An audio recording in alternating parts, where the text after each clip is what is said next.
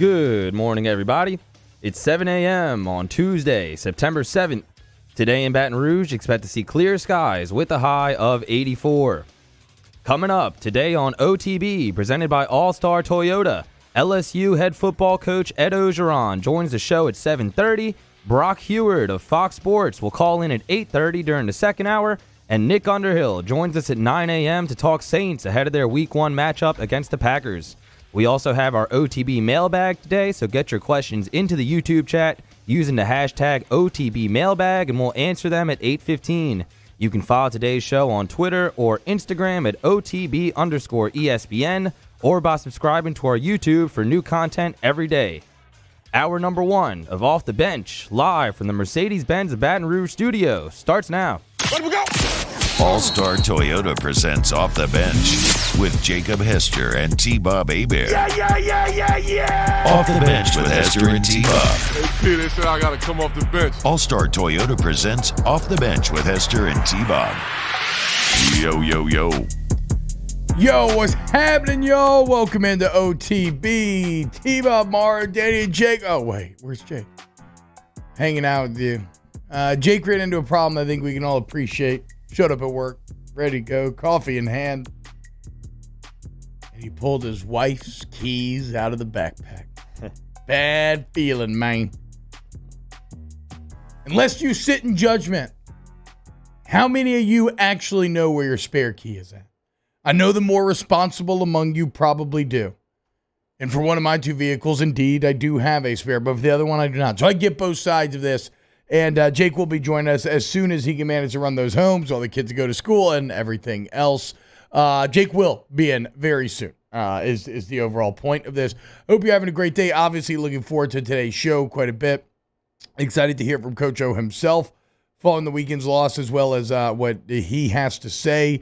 We got the Saints coming up, and Nick Underhill's always great on the black and gold, plus a bit of news personnel-wise in the black and gold. And there's a narrative forming out there that I'm excited to engage with a few times today, and that is this renewed debate, thanks to Moscone in the afternoon, over the quality of the Ogeron hire to begin with. I will let my thoughts be known in the show, and then me and Scone will get into it on the new podcast that we have, the Scone and T podcast, which will be coming up. We'll record right after the show for a look at, so look for it later today. As always, you're watching us on YouTube, youtube.com/1045ESPN. We thank you. Hit the like button. You know how it works. Please the algorithmic gods and all that.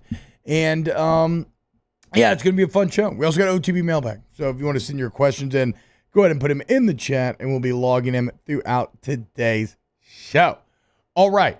Well, let's go ahead, as we do every day at this time, and let's dive in to some headlines.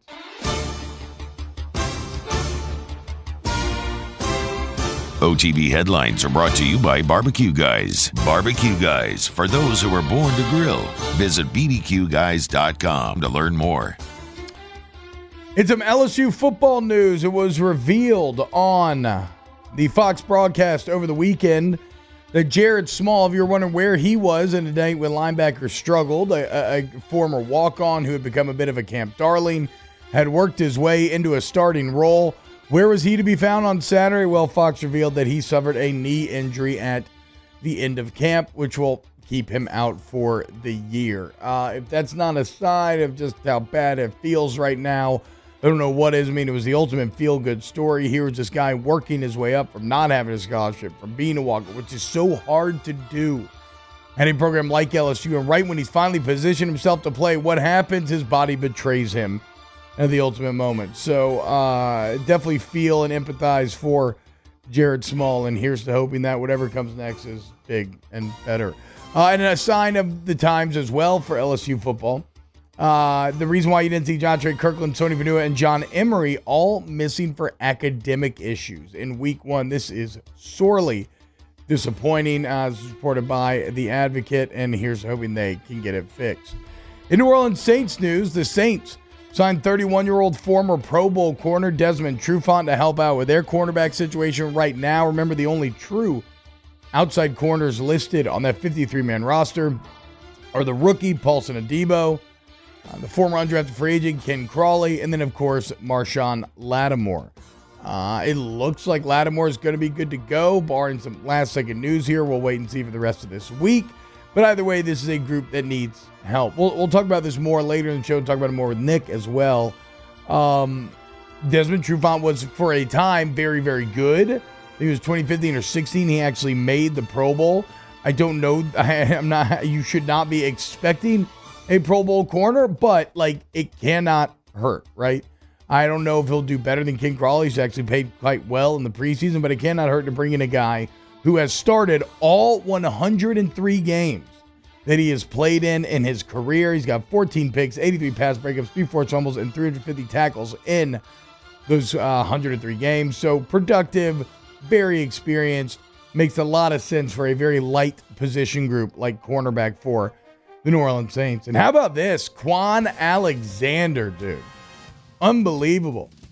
He tells the media that he is definitely playing this week. The reason why I say that's unbelievable, this man is about to play outside linebacker in an NFL game not even 9 months removed from an Achilles tear. And look, lest you think that this is the medical staff rushing back Quan, in fact, the medical staff has been holding back Quan, making sure to acclimate him, go slow, make sure he's 100% good to go by the time he hits the field, and he says that he is. A credit to him. I'm sure there's some freakish Wolverine-esque healing factor somewhere in his blood, but really I think the main thing is he probably just worked his tail off in terms of physical rehabilitation, doing everything he needed to do to make sure that his body could heal as quickly as possible. Really looking forward to the Saints on Sunday. Jameis Winston, the prince that was promised. Will he save Louisiana football? In LSU women's basketball news, it's funny to say LSU's Moon Ursin, given that she was only LSU's for a few months here, but Moon Ursin has re-entered the NCAA transfer portal after arriving in the transfer portal earlier this year with Kim Mulkey. Of course, Moon Ursin is a Destrehan native, former 3-time Gatorade Player of the Year. She was at Baylor for years at Mulkey. It looks like she was returning home for her senior year. I don't know, maybe. Reportedly, she is deciding whether or not she wants to play another year of college basketball. So if she does, she'll do it somewhere else. So it doesn't appear that she will be here at LSU. Kim Mulkey does not offer any public comment. In LSU soccer news, we keep hyping up the Lady Tigers. They keep getting it done. They did not have another game, but some little context has emerged for just how impressive this recent road trip has been. So they've been on a 13-day road trip. It's not technically over. They have a game at UL Thursday night, so a 5th road game in a row, but they have finally returned home from being out on the West Coast. But 13-day road trip. When LSU left for this road trip, they had 3 true road wins over ranked teams in their program's history. So the entire time the soccer team's been around, they had 3 true road wins. And these 13 days, they doubled that number. They gained 3 more true road wins. So now you have a team that is 6-0, ranked in the top 25, 3 ranked wins, getting it done on the road, including a 5-2 beatdown at Arizona State on Sunday. Love what these Tigers are doing. Can't wait to have Sean Hudson back on the program as well. Can't wait to watch this team again when they finally return here to campus in Baton Rouge. We don't talk a lot of tennis here, but every now and then something's great enough to break through. And I would say what Novak Djokovic is doing is absolutely big enough to break through, as he is currently going for the calendar Grand Slam. Remember, he barely missed out on the gold calendar slam, getting eliminated, I believe, in the quarterfinals of the Olympics. And some were thinking he was in trouble yesterday when he lost the first set 6-1. But Joker comes back, wins 6-3, 6-2, 6-2, moves on to the quarterfinals of the U.S. Open. He is now 25-0 in Grand Slam matches this year. Unreal. Just 3 wins away from that highly coveted calendar slam. And finally, in a bit of college football news last night, Ole Miss looked really good. No Lane Kiffin, no problem. The Rebs took care of business against a Louisville team from the ACC 43-24. Of course, Lane Kiffin could not be there due to the fact that he tested positive for COVID. But his team looked prepared and handled their business nonetheless. taking care of Louisville and making it appear easy. Matt Corral finishes 22-32 for 381, 1 touchdown, no picks to the air. A rushing attack. How about that? Ole Miss 41 carries, 188 yards, and 4 scores on the ground. All right, those are your headlines. When we get back here on Off the Bench, keep it locked. I'm going to start to engage with what I've called asinine on Twitter yesterday, with some of their revisionist history taking place around in 2019, and then we'll get into it. And we got Coach O coming up at 7:30 as well. So hit the like button, share with your friends, let them know, and Jake will be joining us as well when he can fight back through traffic to get here. Keep it locked right here on Off the Bench. If you were born to grill, you have to go to Barbecue Guys for all your grilling and outdoor living needs. With the largest selection of top grills and outdoor products and best-in-class customer service, Barbecue Guys has it all. Visit bdqguys.com. That's bdqguys.com. Off the Bench with Hester and T-Bob. ESPN Baton Rouge, New Orleans, Alexandria, and 1130 The Tiger. Go to All-Star Toyota of Baton Rouge.com. All-Star Toyota of Baton Rouge.com today. If you need any new vehicle used, and I mean like new to you, right? If you want a Toyota certified used vehicle, where you get things like a warranty and other advantages and perks that you only normally get on new vehicles, they have those as well. But like if you need a new vehicle for your family, go check out the selection at All-Star Toyota of Baton Rouge. They're right there off of Airline. It's fantastic. Whether you're looking for a brand new 2021, maybe you want a 2020 because the deals are, you got some good deals on those. You want the Sienna like I have, the minivan. I'm leasing a Camry, a sedan. Who would have ever guessed? I'm a big guy. Fitting it, though, right? You will, too. The point is, no matter what it is, the Tundra, the Tacoma, the RAV4, you want a hybrid, they have it all. And they've got them new. You got Toyota certified used vehicles. The rental department's always popping, too. Remember, cheaper to rent from All-Star Toyota than your traditional rental companies. Go to All-Star Toyota of BatonRouge.com today. We opened up the playbook and expanded our coverage. Listen daily in high definition on 98.1 HD2. We are 104.5 ESPN Baton Rouge. At All-Star Toyota, you get it all. If you're in the market for an all-new Toyota vehicle, come see our friendly and knowledgeable sales team at All-Star Toyota. Located in Baton Rouge at the corner of Airline and Goodwood, we've been serving our community since 2005 by offering a large selection of new Toyota cars, trucks, and SUVs. Get behind the wheel of your dream car and take a test drive at All-Star Toyota today. If you're in an accident, a car accident, a slip and fall where you're injured, you need to call an attorney. The defendant insurance company, it's their goal to close the case as quickly as possible and pay out the least amount of money as possible. That's why it's important to call an attorney and call the law office of O.C. Brown.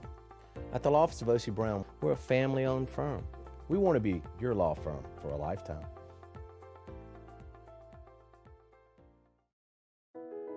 I've been doing business with Luba for 25 years. They're dependable, trustworthy. It's just the attention to detail with our clients. Our folks have years and years of experience. They're highly trained professionals. But many companies have that asset. What I'd like to think makes Luba a bit different is that we use those talents in a way that truly is dedicated to serving the needs of the folks who depend on us. Are you a licensed contractor? There's lots of good contractors in Louisiana doing work the right way, but unfortunately, too many unlicensed contractors are working outside the licensing requirements. Working as a contractor in Louisiana requires a license for the company doing the work. The Louisiana State Licensing Board for Contractors wants to help you get licensed to allow you to conduct work legally. It's not difficult to get the license. We can help you. Go to lacontractor.org for more information. Licensed contractors, it's the law. Gulf Coast Office Products is a nationally recognized Savin office equipment dealer based right here in Louisiana. Over 100 employees strong, Gulf Coast has the boots on the ground to support all vertical markets from education, engineering, legal, and finance. With the latest in office technology from desktop to production segment units, Gulf Coast and Savin have the perfect fit for you. Call 225-756-2644. That's 756-2644 for Gulf Coast Office Products.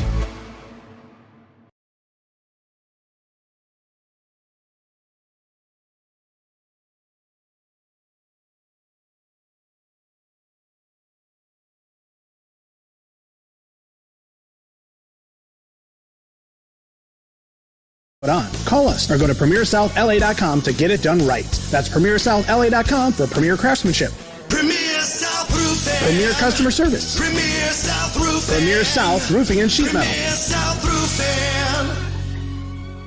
Tuesday's Hunting Hill coming at you. Still unpacking LSU UCLA. Probably not looking quite forward to McNeese yet, but we will talk to Luke Johnson, who's covering the Saints as they get ready to play the Packers. It's Hunting Hill, noon to 2 weekdays on 104.5 ESPN Baton Rouge. A singer in a smoky room.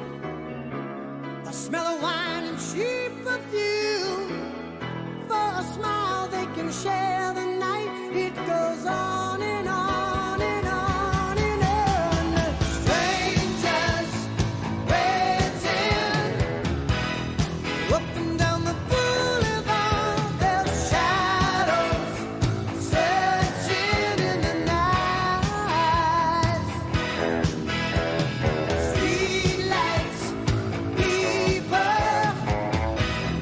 living just to find emotion, hiding somewhere in the night. All-Star Toyota presents Off the Bench with Hester and T-Bob. ESPN Baton Rouge, New Orleans, Alexandria, and 1130 The Tiger. Yo, what's going on, y'all? Welcome back to OTB. T-Bob, Mario, and Danny with you. Jake on his way back. Disaster struck when he rolled into the studio realizing he had stolen the keys to the family car. Right? Got to get the kids to school and whatnot. So he'll be back by the time O gets on. And we'll talk to Coach O coming up here in about 10 minutes.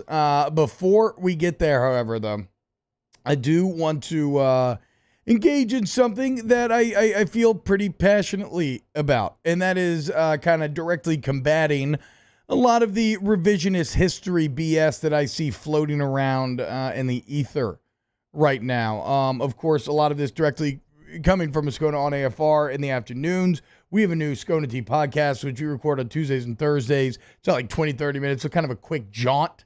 But we'll record right after the show today. So don't think that I'm just like saying this and not going to directly confront him with any of this, because we will. Because what you look to say, and I did not listen yesterday, but I kind of got this through the grapevine.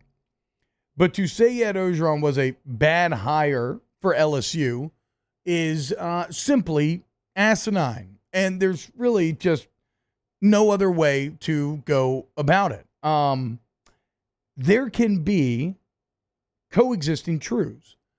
I know in this era of, hot takes and strong stances and partisan politics, we don't always like to engage with a lot of gray area, right? We don't like to engage with a lot of nuance. We don't like to engage with the reality of coexisting truths, right? It's like, no, it's this way, and this is the only way that it's ever been, and that makes complete sense to me, and it's much easier to understand this way. Well, there can be coexisting truths, and I believe this is a situation in which there are. The first truth is that he was the perfect hire at the time. You had a team that was 2-2, having lost to Wisconsin and Auburn. Coach fired midstream.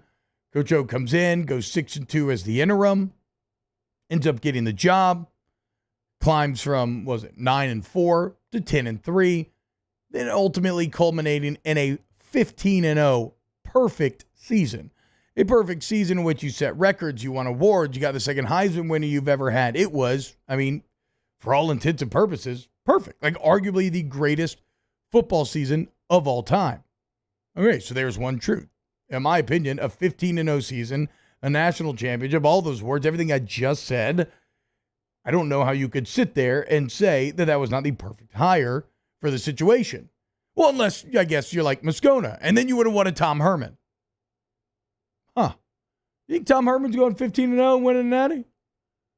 And before you say, oh, well, he lucked into Joe Brady. Okay, Joe Brady came over and gave a screen presentation to the LSU coaching staff, and O was so impressed that he decided to make that cat passing game coordinator the next day?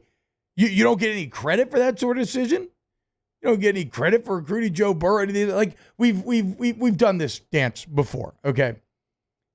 regardless of what you feel about the head coach and what has happened since, he is the architect of that team. He deserves the credit for it. So that's the first truth. He was the perfect hire. The second truth is that he has not handled the 15-0 success well and now is on the ropes. This is also objectively true. Last year, 5-5, team looked checked out. The Pelini hires and the offensive hires did not go well. It looked like there was a disconnect between the staff and the players. And, well, we said, okay, let's see. Is this the exception or is this the rule? Because, again, remember, before that 15-0 season, you even had a consistent climb up. 6-2, 9-4, 10-3, 15-0. It was like, okay, maybe this 5-5 is the exception, not the rule. After Saturday's game at UCLA, where a lot of these same issues cropped up, whether it be a lack of creativity in the offensive running game, whether it be a inexplicable commitment to man in situations that don't call for it defensively, whether it be getting dominated on the line of scrimmage once again. I mean, there are some shocking statistics coming out on like yards before contact and whatnot. LSU had 4 total yards on run plays. LSU had 4 total yards before contact. The entire game. They didn't average 4. The entire game, when a running back got the ball to when he got hit, they had 4 total yards before contact. It's kind of borderline unbelievable. TDP had -3. So, I mean, it doesn't matter who was playing running back. Nobody stood a chance. UCLA, for what it's worth, I think had like 122 or 124 before contact, so a stark difference. And so, yes, after Saturday, the question or not of whether or not 5-5 seems to be the exception rather than the rule, you're starting to say, okay, well, maybe it looks like who you are right now. And that's where you get to the coexisting truth. And they have not handled the success well, and now they are on the ropes. Right, the Joe Brady hire, excellent hire. The Peets and Jones hires, while very young, just through one game, remain to be seen. Don't feel very good here on this Tuesday. So the story of Coach O, in my opinion right now, it's not the story like some will have you believe, and it's because they were very anti the hire at the time, so they feel validated now like they're finally right, even though, again, the Fiesta Bowl and then a 15-0 national championship season, I find that asinine. The story of Coach O is not an inherently flawed hire. It is the story of failing to handle the ultimate success once you achieved it. And let's be clear, I say on the ropes. We'll see where this season goes. But it's Larry Coker. That's what all the scone heads in my Twitter are talking. But it's Larry Coker. I would say first off, like, even if I'm not trying to convince you of anything, let's say he is Larry Coker. LSU is not Miami. LSU has won 3 national championships with 3 different coaches since the year 2000. No one else can say that. Like, the success and potential at LSU is built into the soil. It's built into the geography. It's built into the demography. The same cannot be said about Miami. It just can't. It's just it's a proven objective fact. So, like, even if O is Larry Coker, it doesn't matter because of the inherent power of being of LSU at Baton Rouge and being the main state flagship and all these other things. You're only ever one hire away from being a national contender again. The same cannot be said for Miami. But if we want to actually engage with this ridiculous Coker claim, look at the situations when the 2 coaches were hired and tell me how this comparison makes any sense at all. In the 3 years before Coker was hired at Miami, Butch Davis was the head coach. I think Larry Coker might have been quarterback's coach, offensive coordinator. Miami went 9-3, 9-4, and 11-1. They won a Gator Bowl. They won a Sugar Bowl. They won a Rose Bowl. And this is when those Sugar and Rose Bowls were much harder to get to. Butch Davis didn't get fired. Butch Davis left to go be the head coach of the Cleveland Browns. When Coker took over, Miami went from 11-1 to immediately the first year to 12-0. He took over a fully operating machine of success. In the 3 years before Coach O took over, LSU went 10-3, 8-5, and 9-3 with a Music Bowl City loss, an Outback Bowl, and Texas Bowl wins. So not even close to playing in the same quality of bowls as Miami was. O took over midstream that next year after a 2-2 start as an interim head coach. They go 6-2 that season as the interim. The next year he gets that job, they go 9-4. They go 10-3. Then they go 15-0 with the perfect season. So what the hell are we talking about? For all of the lemmings out there with the nodding heads saying, yeah, Larry Coker, that comparison makes a lot of sense, man. No, it doesn't. It doesn't make sense at all. Coker took over a machine that was already ready to rock and roll, from 11-1 and Rose Bowl champions to 12-0 and national champions. O took over a team that was 2-2, that hadn't played at anything resembling a New Year's Six Bowl in years, and that had just fired their coach midseason. And then it wasn't immediately successful. There was a Troy loss. It was 9-4. Then it was 10-3 with a Fiesta Bowl win, climbing up the ladder, and then 15-0 with the Natty. And what has happened after is objectively bad. 5-5, unacceptable. The loss to UCLA puts you in peril of staring, like even in a very optimistic outlook, 8-4. Certainly feels closer to 7-5 or 6-6 on this Monday. Unacceptable. That's kind of the great part about football. It's a meritocracy, okay?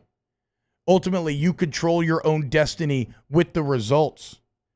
And so regardless of how you feel or I feel about the current regime or what you think is going to happen, ultimately, the chips will fall where they may due to what is done on the field. But just get out of here with the asinine revisionist history BS.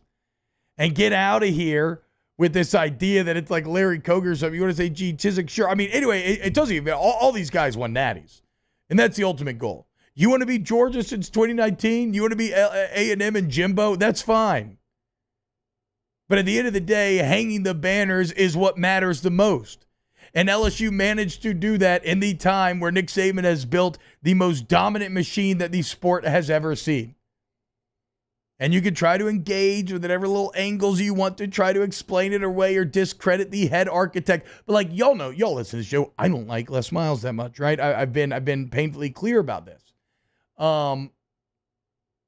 But you can fact check me on this. I've written about this publicly for like WWL and others like years and years ago, regardless of whatever personal problems I have with him, regardless of whatever shortcomings I felt as he had as an actual on the field head coach.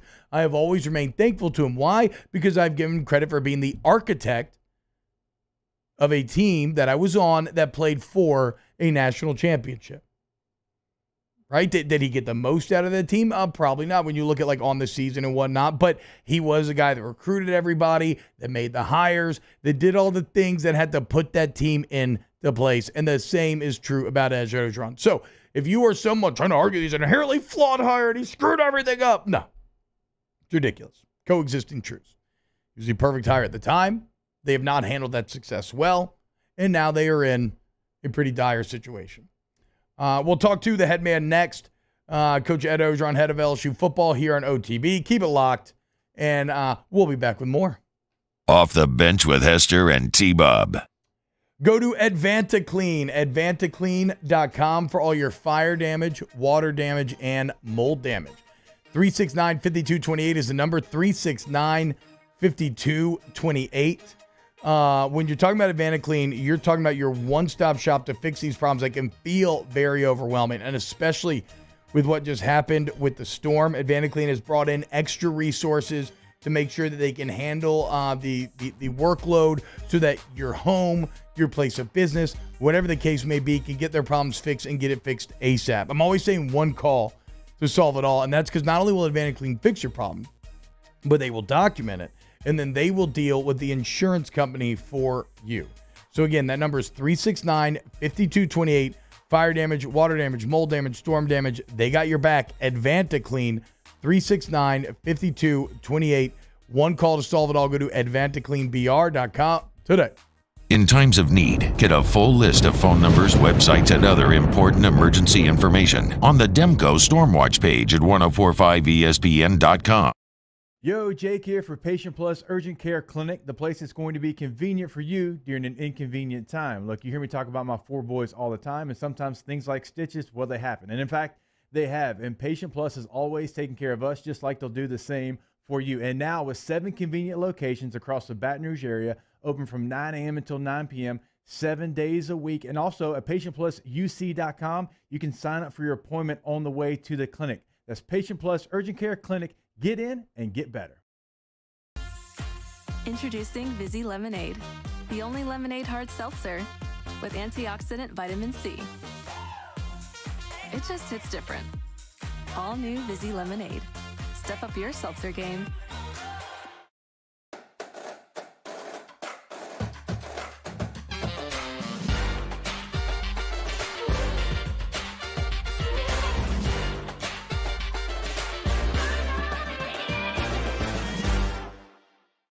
All new Bayou Ford vehicles come with a 1 million mile powertrain warranty. And with Bayou to You, free delivery right to your door. Need repair? Our service department is ready and available to help you today. The crew at Bayou Ford is going to do right by you. Oh, hey, what's up? It's Big D and Bubba, 100.7 The Tiger Morning Show. We'd love for you to join us every weekday, 4 a.m. till 9 a.m. Yeah, everything you want in a show. Country music. We got laughs. We got celebrity in-studio guests. We just need you. Join us every weekday morning, 4 a.m. to 9 a.m., right where it all started. That's right. Louisiana's country station, 100.7 The Tiger.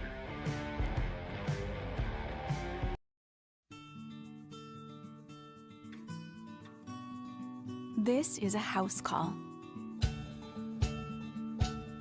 This is a follow-up appointment.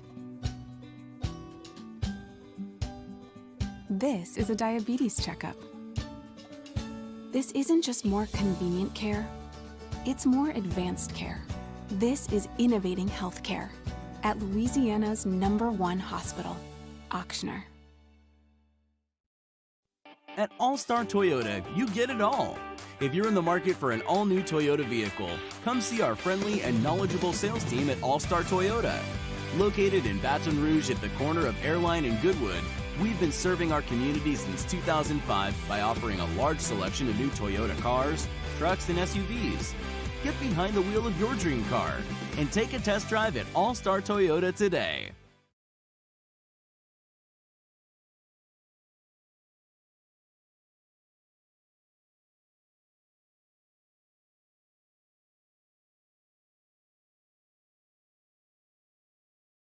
Coming up on a Tuesday edition of Early Line, Rafael Esparza of DocSports.com joins the show from Las Vegas, and we look ahead to Week 1 in the NFL, including Saints versus Packers. Join us, 2 p.m., 104.5 ESPN Baton Rouge.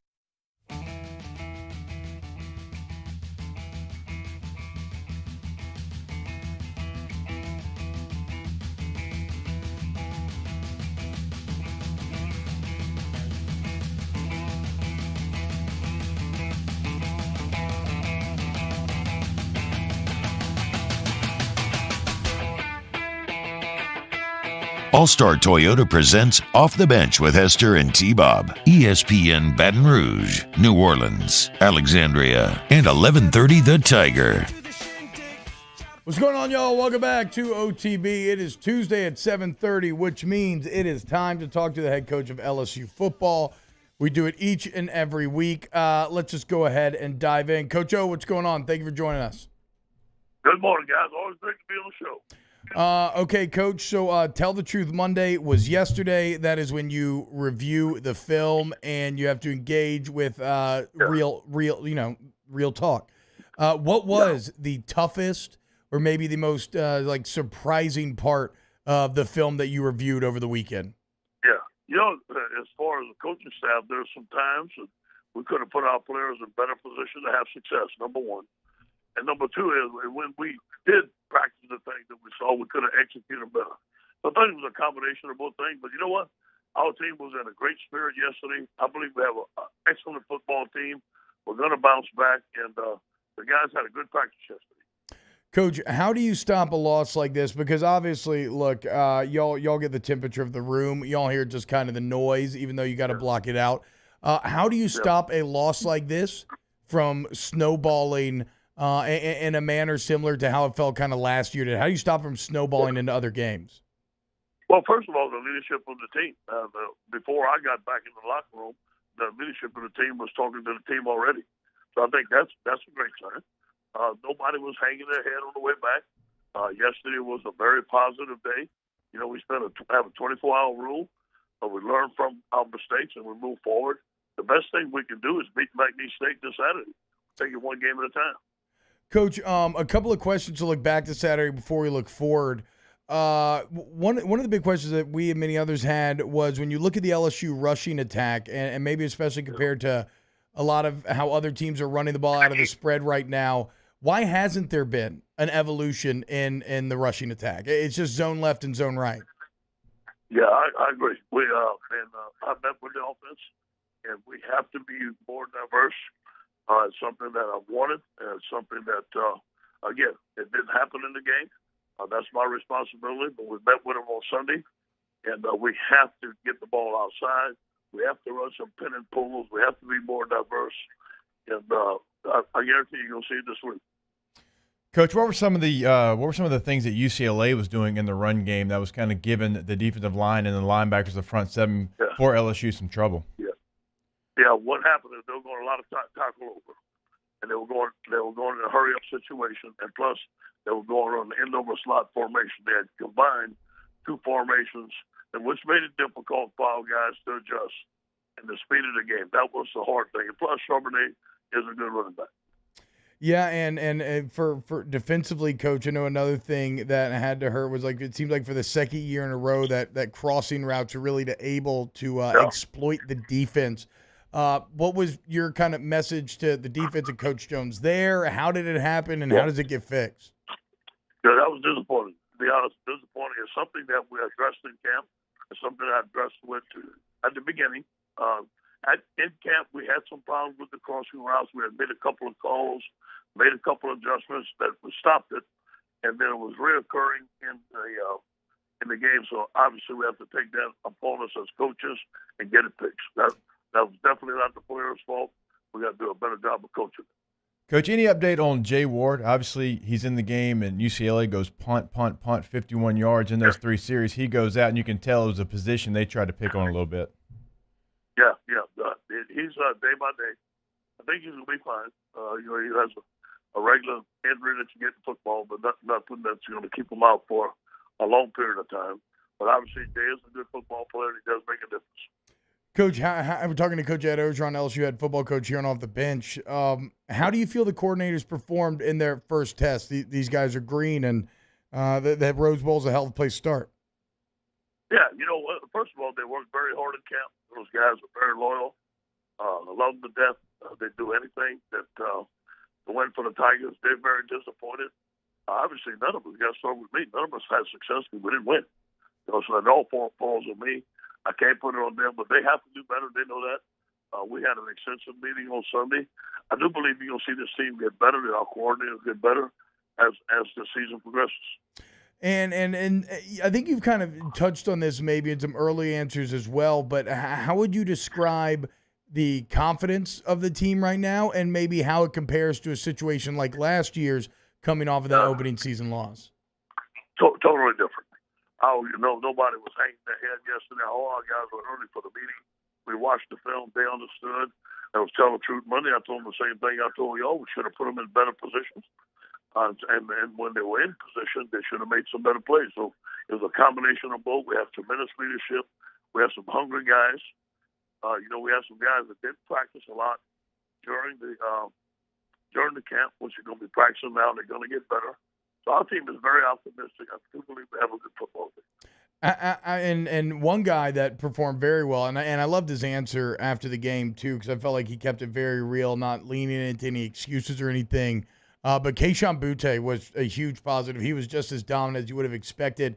After viewing the film, what are some other positives that you noticed that you think y'all can build upon? We had, I thought we rushed the passer pretty good. He's a good quarterback. I thought we rushed the passer pretty good there. There were some things with the quick throws in the passing game that when we got our guys in space and we found Kayshon Boutte, we made some plays. I think we all know that we should have found him earlier and more often. And we need to play some more guys, get some more guys in space, let them make plays. But the run game has got to get better. And we got to be more in Baltimore. We got to block better. We got to call better plays. And that's where we need the biggest improvement, the run game and protection of our quarterback. Our quarterback got hit way too many times for us to have success. In y'all's view, with the quarterback getting hit, was it mental assignments, getting beat? Were they just sitting more than you could block? Like, how did you evaluate how UCLA was able to have so much success with their blitzing? Yeah, it was a combination. T-Bob, was a combination of which way we slid the line. They were showing one way and coming the other way, and I think a couple of times we slid the line the wrong way. A couple of times were zero blitzes where we got rid of the ball really fast. But that's all on the coaching staff. It's not on the players. We should have done a better job of protection. Should have had a better plan. Coach, how do you think Max Johnson played on the weekend, knowing all those things, knowing UCLA was bringing 6-7 guys, and you didn't really have a run game to speak of? How do you think Max handled that? Yeah, there was a lot on this plate, first of all. We got to take a lot of stuff off of this plate. We may have put too much on this plate. He's an outstanding young man, outstanding quarterback. Inconsistent play. You know, he missed some throws. The throw to Trey Palmer was zero blitzes, you all saw. Yeah. That would have been a touchdown. But you know what? His first game as a starter, just true starter going in. He's been a starter all camp. I know he started twice last year, but now he's the man. So you got to accept that role. I think that he was the first one in watching film. He's going to get better. He's a great young quarterback. I believe in it. Coach, talking to Coach Ed Ogeron here on LSU football, maybe I know, and I'm sure you feel this more than anyone. One of the parts that kind of has been perplexing from the outside looking in the most is just that UCLA looked more physically dominant, and that's surprising. How does LSU get back to looking like the bullies as opposed to the bullied? Yeah, I agree with you. And you know, if they have 220-some yards rushing and want to have 50, yes, they did a better job on the line of scrimmage. So we need to continue to improve on how to run the football, continue to improve on how to stop the run. There's some things that we can do better on defense of stopping the run. But we got to tackle in space. There's a lot of missed tackles out there. Yeah. Do a better job of tackling in practice. So I think it's a combination of both. And finally, Coach, so games coming up this weekend against McNeese. What is the message to the team over the next couple of weeks where the noise is going to be loud, it's going to be unceasing, and it's one of those odd situations where it's like almost doesn't matter what y'all do on the field, it's just going to continue. Yeah. How do you message your team? Well, first of all, I love our fans. And they're passionate. They love LSU football. They're disappointed. They're mad, so they're going to say things. And I understand that. And that's what makes LSU great. So we get it. We understand the expectations. I don't know what's being said out there because I don't read the paper. The Twitter machine is all, but I can just about imagine a lot of it's about me. I get that. That doesn't bother me a bit. I'm coming to work, big chest and big eyes, and do the best I think for the Tigers. On a positive note, we just need to beat McNeese, take it one game at a time. I do believe that this thing can draw us closer as a football team and make us better, and we can use this down the road to win a big game. Coach, what about how about going against Cody this weekend? How are you feeling about it now that it's here? Hey, I'm watching the film right here. And I'm watching the film, and I'm kind of cheering for Cody, but I'm got to stop McNeese. It's a little bit different. And he had a pretty good game last week, but you know what? Hey, Cody and I know Cody and, as you know, my boys are best friends. They wouldn't expect nothing less than the best from me, and I wouldn't expect nothing less than the best from him. I love him. I love Frank. Love McNeese. A great school, but you know what? They're up on it this week, and it's a game that we must win, so we're going to play our best football. There you go. Coach O, head coach of LSU football. An exciting game coming up this weekend. Frank Wilson, former right-hand man, and his son, Cody Ogeron, at quarterback. Coach, thank you so much, man. You have a great day. We'll talk to you next Tuesday. Yeah. One thing, man, I can't wait to see all our fans down that Tiger Walk in that stadium.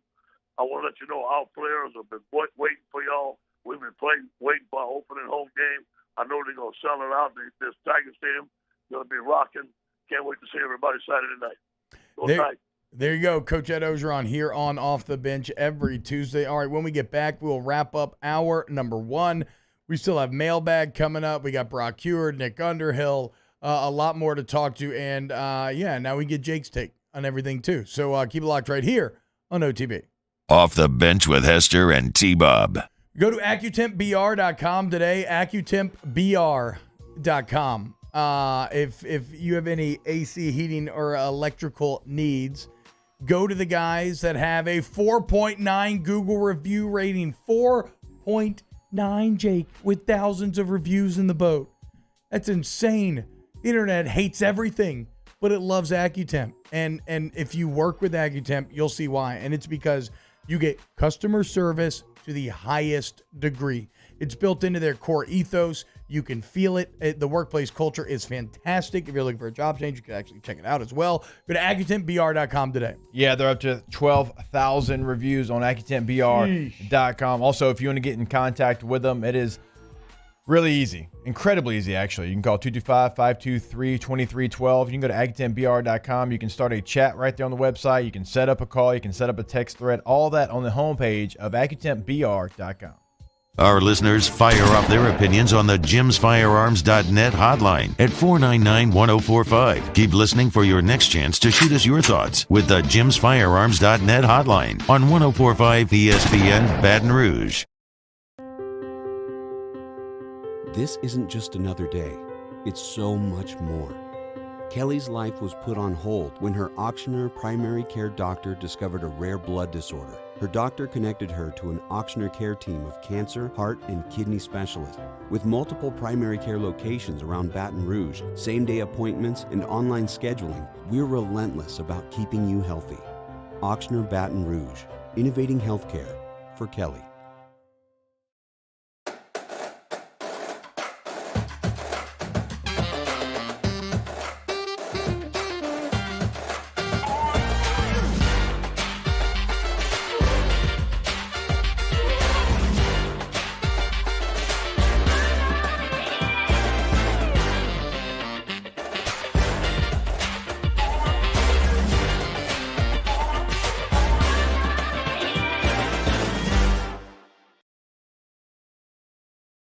I'm Jay Ducote. I grew up learning how to cook at LSU tailgate parties and right in my own backyard. And I created JD's Louisiana products to bring that Louisiana flavor to you at home for your backyard cookout. JD's Louisiana barbecue sauce, Louisiana molasses mustard, spicy and sweet barbecue rub, and more are available at your local supermarkets or by logging on to jducote.com/shop. Put in promo code CST for 25% off at checkout. ServiceMaster Elite create clean, disinfected work environments. As a local business, we take pride in serving the New Orleans and Baton Rouge areas. Our cleaning protocols follow CDC and OSHA standards for healthcare settings, offices, senior living, restaurants, and industrial plants. Contact ServiceMaster Elite to get your operation ready for reopening with germ disinfection cleaning. ServiceMaster Elite, the trusted choice in professional cleaning since 1996. Starting in 1974, Central Plumbing has served Baton Rouge and surrounding areas for all of their plumbing needs. Through these tough and trying times, we want you to remember that the Payne family is here to continue to support and serve you. As a multi-generational business, there is no job that is too big or too small. Residential, commercial, industrial, hospitality, we're here for anything you need. 24/7, 365. Give us a call, 225-925-8552. It's no secret. The best oysters in Baton Rouge are at Jolie Pearl Oyster Bar. Enjoy mouth-watering South Louisiana flavor and oysters from all over the country. And don't forget our nightly drink specials.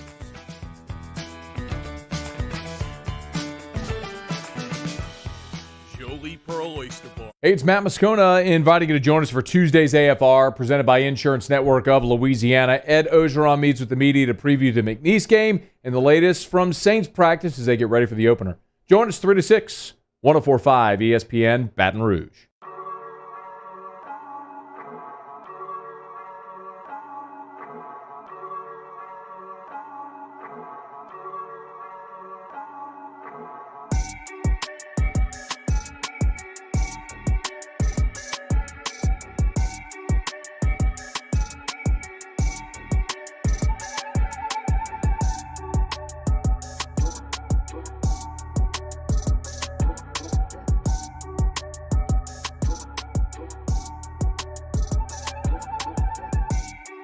All-Star Toyota presents Off the Bench with Hester and T-Bob. ESPN Baton Rouge, New Orleans, Alexandria, and 1130 The Tiger. What's happening, y'all? Welcome back to OTB. Getting ready here at the end of hour one. I mean, look, let's be honest. There was nothing that man was going to say that was going to make everybody happy. I mean, he just got on here and basically said, yeah, they got outcoached in every facet of the game and they sucked. But it is what it is.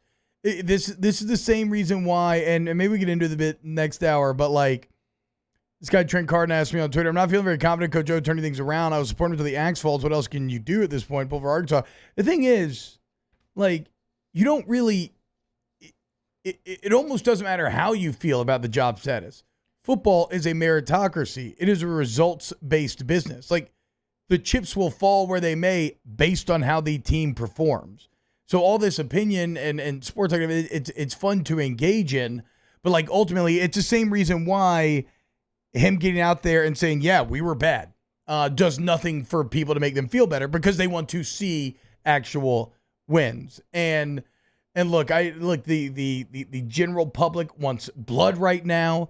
And there are a lot of people that will give you that blood if you're looking for it.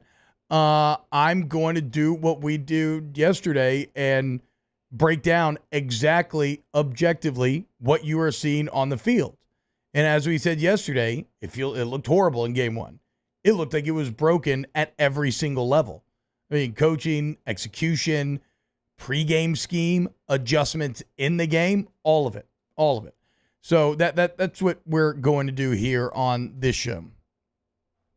What did you feel about what O had to say, Jake? I mean, I think that he saw what we saw, and he didn't try to really disguise it.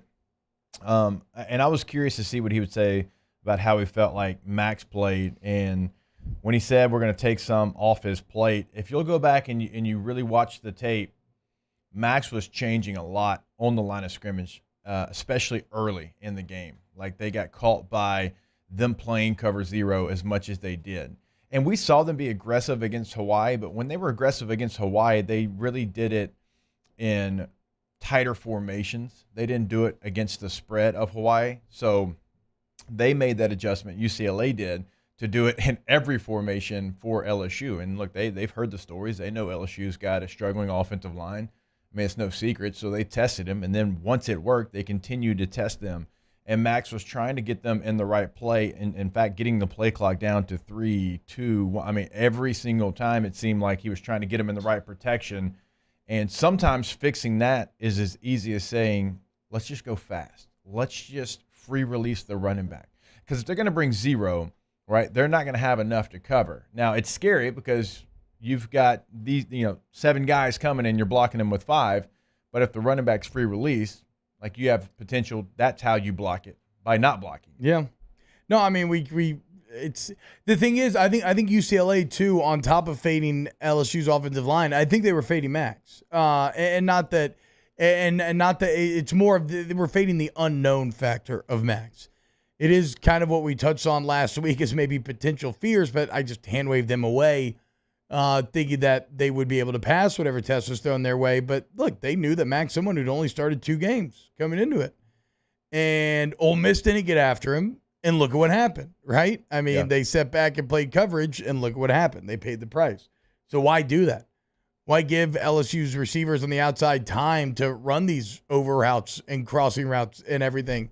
They just said, no, we're going to go balls to the wall and force you to quick decision points to see if you can handle it, and they did not. And then to your point, Jake, I don't like how LSU responded. They started keeping the back end more. We talked about it yesterday. Back ends up being completely wasted on the plays where he is blocking, and there were some really good pickups. TDP had one in particular that was absolutely fantastic, coming across scheme with this beautiful cut block. But even a lot of times when he was blocking, it didn't matter. They were still getting pressure because either somebody else had lost or they were bringing more than you get, or he's just standing there wasted and not doing anything where he could have been that perfect outlet to dump it off. One of the things we didn't see, and I think we talked about it yesterday, was the lack of RPOs, and it was because of the blitzes that UCLA was bringing. You didn't really have the time to go through the RPO process. But still, to your point, what you asked Coach O, what can you do more than just inside, outside zone, running it really the same way, either same side zone or across the formation zone. And there's just got to be more. There's got to be more scheme-wise in the run game to help a very struggling offensive line, get them on the edge, try to do something different. He said you would see more this week in terms of pullers, more gap scheme type stuff. I hope that's the case.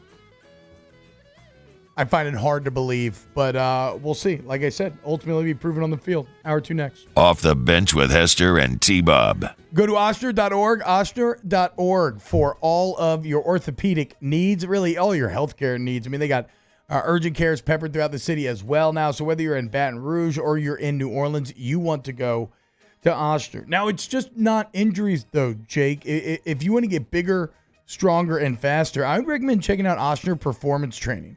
Not only is it it's a really good deal in terms of affordability, but you're talking about the same techniques that major colleges, remember Ochsner sponsors colleges throughout the state, the professional teams, obviously the States and Pelicans, it's the same techniques that they are engaged in, you can engage in with Ochsner Performance Training.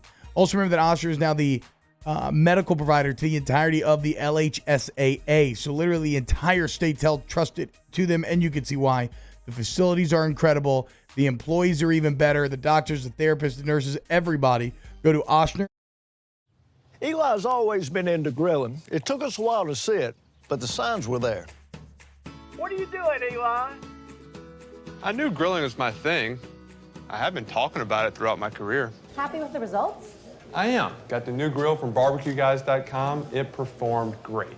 My advice, as I always told my boys, do more of what you're born to do. Barbecue Guys, for those who were born to grill. You want cheese on your burger, Pops? I'll take a little cheese.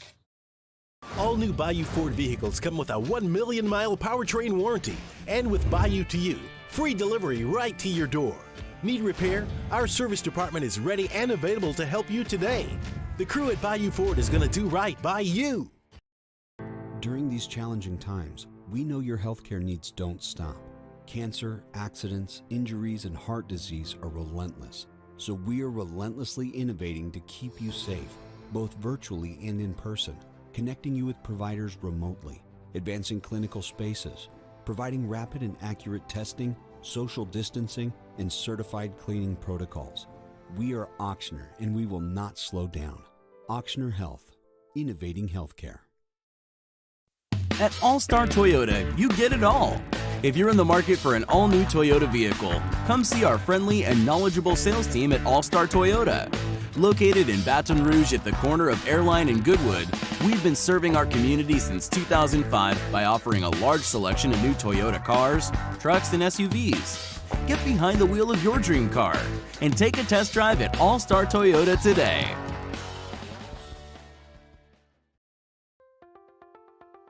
If you're in an accident, a car accident, a slip and fall where you're injured, you need to call an attorney.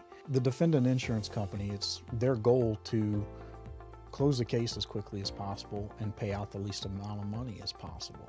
That's why it's important to call an attorney and call the law office of O.C. Brown. At the law office of O.C. Brown, we're a family-owned firm. We want to be your law firm for a lifetime.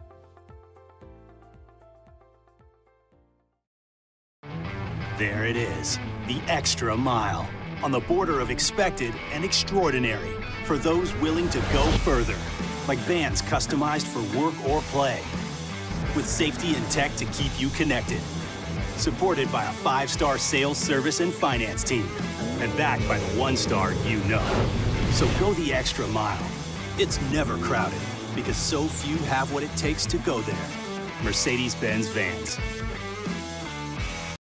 Follow us on Twitter at 1045ESPN to cast your vote in the Citizens Bank and Trust poll of the day. Vote daily inside Off the Bench, middle relief, and after further review, Citizens Bank and Trust brings you the poll of the day via Twitter at 1045ESPN.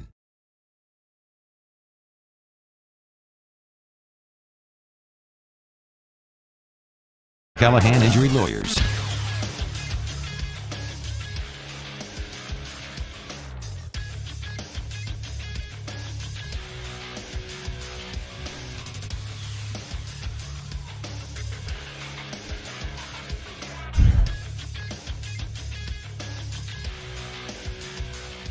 Good morning. It's 8 a.m. on Tuesday, September 7th. Today in Baton Rouge, expect to see clear skies with a high of 84.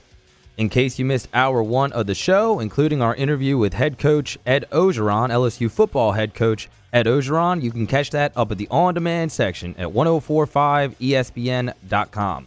Still to come on OTB, Brock Heward of Fox Sports calls in at 8:30, and Nick Underhill joins us at 9 a.m. to talk Saints. You can follow today's show on Twitter or Instagram at OTB_ESPN or by subscribing to our YouTube for new content every day. You can also check us out on Cox Sports Television.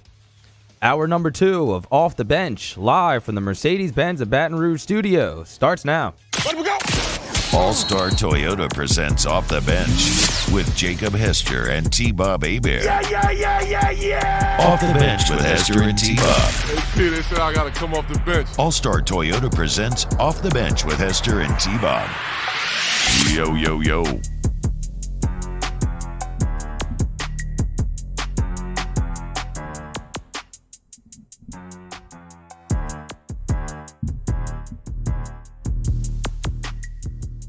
Yeah, I agree with our guy Cardell Brumfield.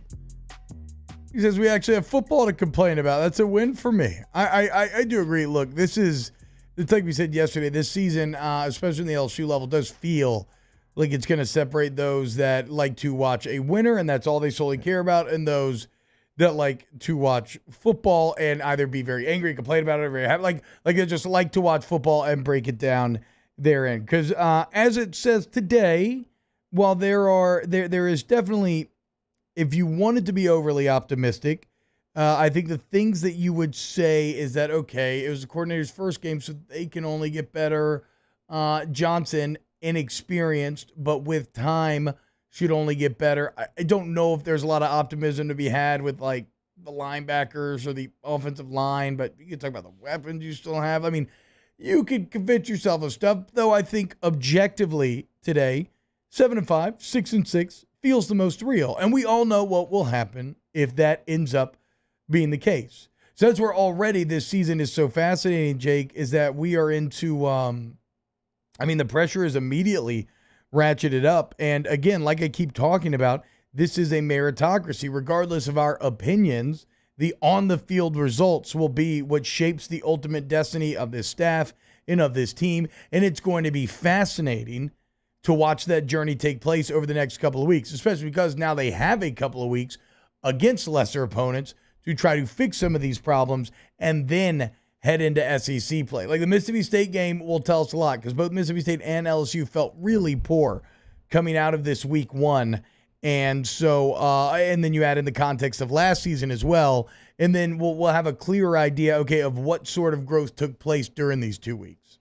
Yeah, I truly believe there's things, obviously, that they can do to get better, but it's not going to matter in these next 2 weeks. Like, it's truly not going to matter. Like, you can do things, but you just have to know it's not going to matter on the outside of everything, okay? And we talked about that so many times yesterday. There's also things that I don't know if you can get better. I don't know right now how you're going to run the football. I don't know how to do it. I heard you when I was making a mad dash to return the keys, 4 yards before contact. Yeah, you gave me that. 4 total yards. I told somebody that yesterday, and they thought I meant 4 yards a carry. I was like, no. I wish. 1.9 a carry. That's when you're dominating. No, if you're 4 yards for a contact per carry, you probably ran for 250, 300, and you completely dominated that team. No, 4 total yards before contact. Yeah, you gave me that. TDP, negative yards before contact, okay? Was, going back and watching that tape, was there 2 runs maybe that TDP could have chosen a different path, kind of ran up the back of Ed Ingram when there was a path on the left? Yeah, there was. Probably an 11-yard hitter. But also, let's not act like there was a ton out there. That is worrisome. How do you get that fixed? Because you're going to have the same guys. You're going to have the same group of guys.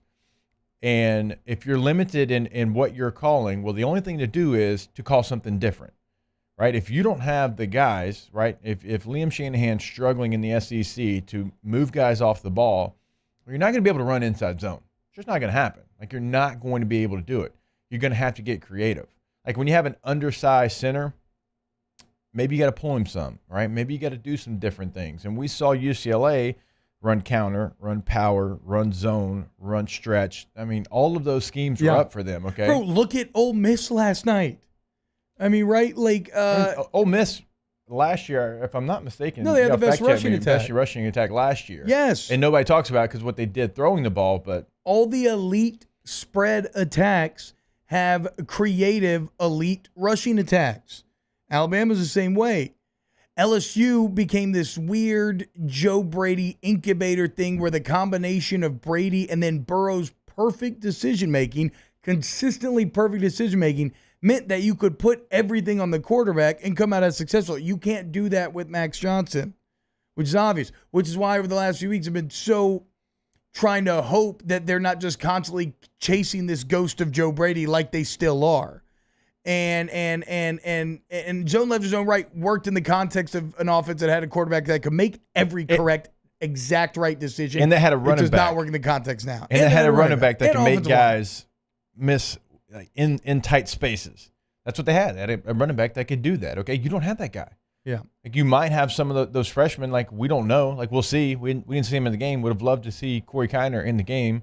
Didn't see him in the game. And maybe because of the pressure and they didn't know if he'd be able to handle it pass protection-wise, whatever. But it's got to be something different. It's just got to be something different. This is really multiple games. It's not just this year. It's going back to last year. Well, like if you're not physically dominant and the other team knows what you're going to do, you don't have a chance of being successful. If you are just far more talented than the other team, yeah, then it doesn't matter, right? It's like even a lot of times back in in the Les Miles days, you would be more talented than the other team, so you didn't have to be creative. You could lean on him. Eventually, you break through. But you saw what happened when you would run up against teams that were on the same level as you. All of a sudden, that lack of creativity, that predictability becomes this massive Achilles heel that you just can't really overcome. And that's where LSU is at right now with this rushing attack. Like if you're game planning for them, what do you have to game plan for on the ground? Nothing. There's no jet sweeps. There's no powers. There's no counters. There's no nothing. It's just zone left and zone right. Now, he said that will be different. I wonder how much they've even practiced it at this point. Like, is it installed? I mean, I guess I imagine that it would be, but then why does it not make it into this original game plan? And the only answer there is that I just keep feeling like they are just chasing that ghost of Joe Brady, which, again, it's just the context of that season. I suppose that one of my great hopes with Jake Peets was the philosophy that he was espousing about customizing the scheme to fit your personnel. Mm-hmm. It does not feel like you did that. It feels like you just tried to run Joe Brady's offense regardless of your personnel. I think if you were truly customizing a scheme to fit your personnel, you would have recognized that you don't have the best offensive line. You're not just going to physically overpower people, and that you're going to have to offer them creative ways in which to have success. And look, you don't have to have NFL guys on the offensive line. As you point out, the 2007 team, no guys made it in the league from that offensive line. The 2011 team, no guys made it in the league from that offensive line. Lyle Collins did. Obviously, he's great, but he didn't really play in 2011 that much. Right. So he wasn't even, he wasn't what you would consider like one of the key areas. But what you did have is you had a lot of solid college guys. You had a lot of cohesion, guys who played here, and you had at least a varied rushing attack. Because like I said, run blocking is far easier than pass blocking, but not if they know exactly where you're going every time. It's a fair point. And remember the 2019 spring game when they didn't take a snap under center and we were all hooping and hollering and we were so excited to see it because 2018 was some spread concepts, but it was still a lot of the old LSU philosophy there. I'd love to see him get back under center some. That's okay. Like UCLA got under center some. Like it's okay to change it up. The only time LSU's gotten under center since 2019 is to run a quarterback sneak. Like you have to try some different things. They're chasing the ghost. I know. If you have a running back where his strength is, he's a power runner. It's not going to be his speed. It's going to be his power. Let him dot the I. You can still be in 11 personnel and be under center. And all of your 2-man, 3-man route combinations can still all be up. Yeah. Like all of that can still be up. You're just changing the view for the running back. You're allowing him to see it. You're allowing him to get a head start. You're allowing him to make cuts in the backfield and not when he's receiving the ball because he's going across the formation and gun. And yeah, to your point too now, from a predictability standpoint, exactly. Like, speaking of predictable, if LSU goes under center, you know exactly what is coming. Like, you know 100% that it is a quarterback sneak. There is literally no other threat that has ever been put on tape that you have to be concerned about. 2 years, 3 years. No, so it's disappointing on a lot of different levels. Sometimes you have to have these flaws exposed to you to realize they are there, right? And the only way to truly fix a problem, you see this with like alcoholics and a lot of other people dealing with addiction, is you have to admit that there is a problem. When it's just you practicing on you and both sides are maybe having success, you can kind of hand wave away a lot of stuff. You could say, oh, no, this is not an actual problem. This is going to work.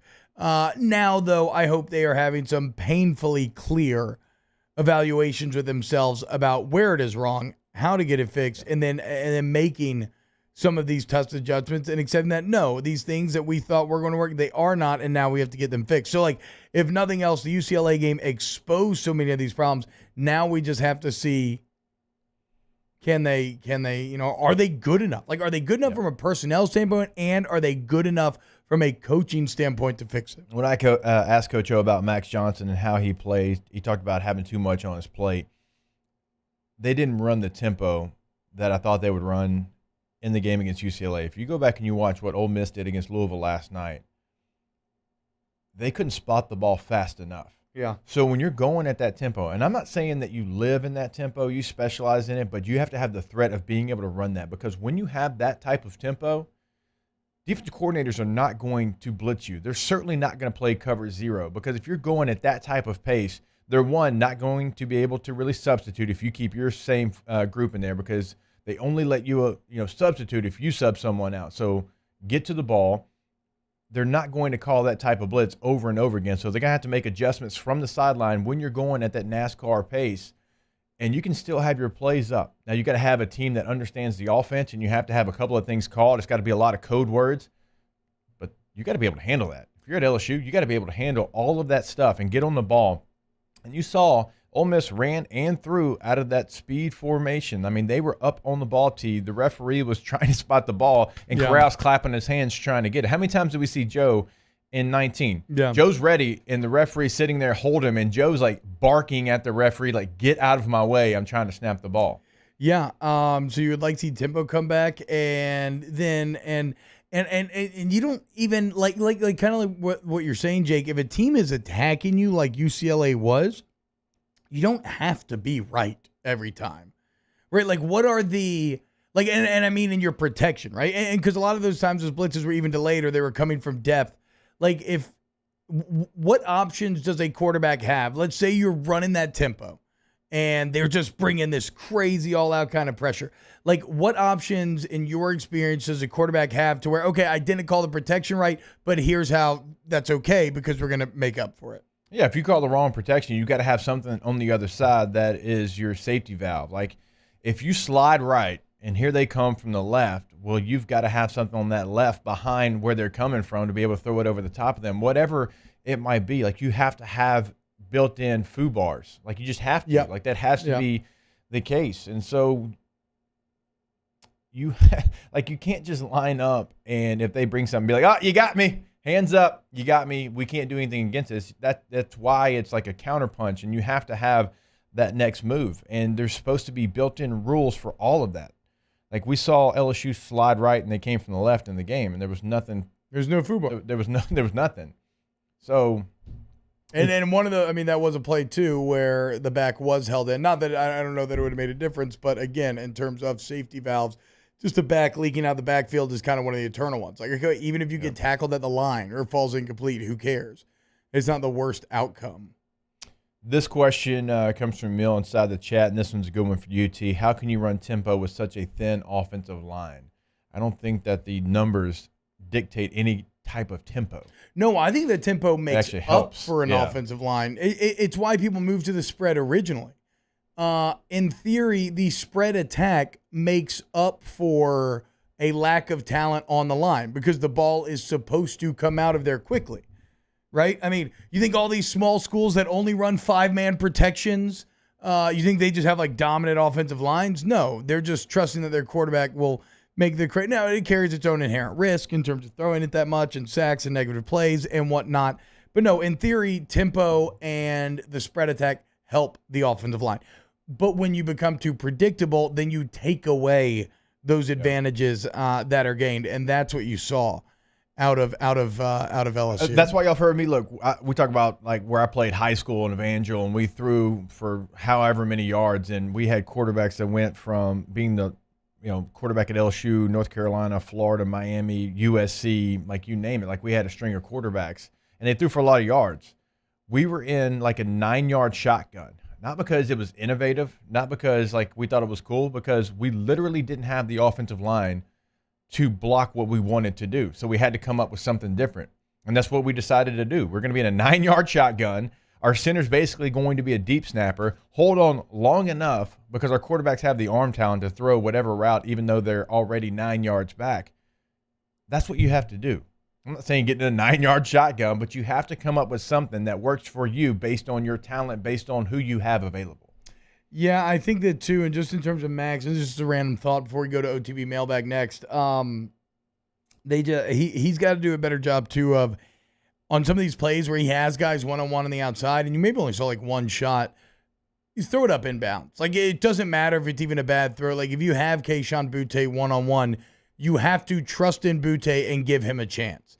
So I think you talked about this maybe on Monday, and then my old man did too when I was talking to him. Like those throws can't go out of bounds. If they're going to go one-on-one with no safety help against Boutte, let him win that 50-50 ball. Okay? It doesn't even have to be a great throw. You can really lob it up there and let him run underneath it. Like I will take Kayshon Boutte in a fight in the air. Just a little side note. Peyton Manning says it best. Never in the history of football has a pass been completed out of bounds. Yeah. I mean, give your guy a chance. There you go. Will you throw a pick every now and then? Yes, but not too many DBs. I'm going to bet on one. Yeah, I was about to say, not too many DBs are going to overcome Kayshon. How many times did Joe do that? How many times did Joe look at the Alabama game, look at all, the Georgia, the Oklahoma, Clemson, look at them all, right? They brought pressure. You had one-on-one. And every time that he threw to one of his receivers, it was against a first-round corner.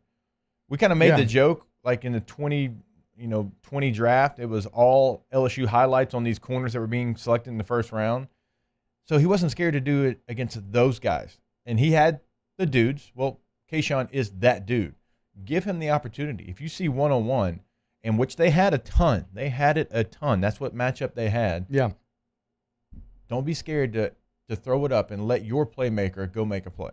I'm not saying he was, but look, you got to give him the ability to do so as well. All right, you got to have that autonomy. We've gone super long, so I think what we'll do here, we'll do mailbag quickly when we get back. Then we got Brock Hewer coming on, and then we can get your mailbag questions in. We can answer them a bit later on as well. We might extend it into a couple of segments if the questions are good enough. Hashtag OTB mailbag in the chat. We'll back more OTB next. Off the Bench with Hester and T-Bob. ESPN Baton Rouge, New Orleans, Alexandria, and 1130 The Tiger. Go to therelaxationcompany.org, therelaxationcompany.org, the hottest new massage joint out there at Pelican Point in Gonzales. Going to treat yourself. Do it. Do it, man. Go get yourself a massage. When you do, you can also make yourself feel better. Now, look, you're going to get a great deal, right? A great massage. But you can make yourself feel better, too, about treating yourself by the fact that you are supporting local family-owned business. Not no national guys coming in. No. Jennifer DeLotte's been in this game for nearly 20 years. She finally now has a place to call her own, and it's fantastic. Me and Jake both have used it. It's absolutely wonderful. So go to the Relaxation Company today at Pelican Point. Yeah, once you get on the website, therelaxationcompany.org, you can book your appointment right there online. You can pick who you want to see and what service that you want to have. You can check out a full list of services there on the website as well. Maybe you've got a question. Maybe you've got something that's been ailing you for a little bit and you want to get it fixed. Call 225-725-4239, relaxationcompany.org. We opened up the playbook and expanded our coverage. Listen daily in high definition on 98.1 HD2. We are 104.5 ESPN Baton Rouge. Follow us on Twitter at 1045ESPN to cast your vote in the Citizens Bank and Trust poll of the day. Vote daily inside Off the Bench, Middle Relief, and after further review, Citizens Bank and Trust brings you the poll of the day via Twitter at 1045ESPN. To the heroes who are working tirelessly to care for our communities, we thank you. We will never forget the countless hours you dedicated on the front lines, choosing to risk your own health to fight for our friends, neighbors, and family members. I mean, you guys are out on the front lines fighting it. We are grateful for your heroic acts and unwavering spirit. Together, we are overcoming this adversity and make our state healthier and more vibrant again. Ochsner Health. Eli's always been into grilling. It took us a while to see it, but the signs were there. What are you doing, Eli? I knew grilling was my thing. I have been talking about it throughout my career. Happy with the results? I am. Got the new grill from barbecueguys.com. It performed great.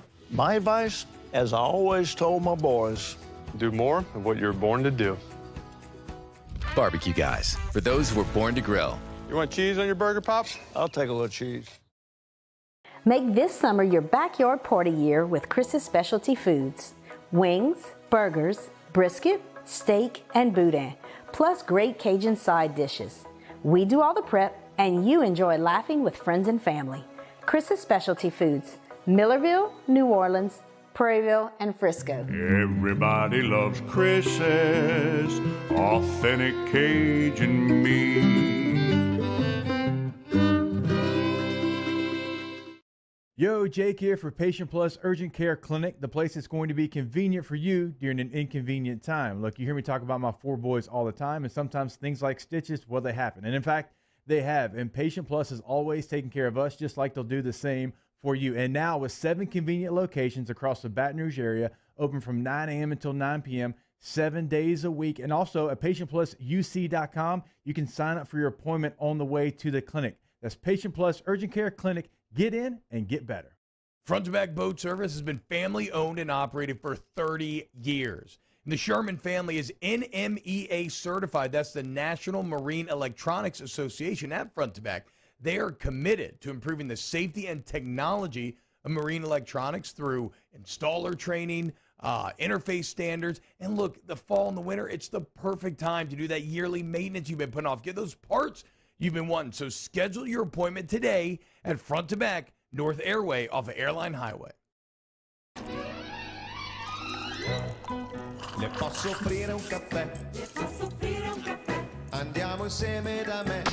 Tuesday's Hunting Hill coming at you. Still unpacking LSU UCLA. Probably not looking quite forward to McNeese yet, but we will talk to Luke Johnson, who's covering the Saints as they get ready to play the Packers. It's Hunting Hill, noon to 2 weekdays on 104.5 ESPN Baton Rouge.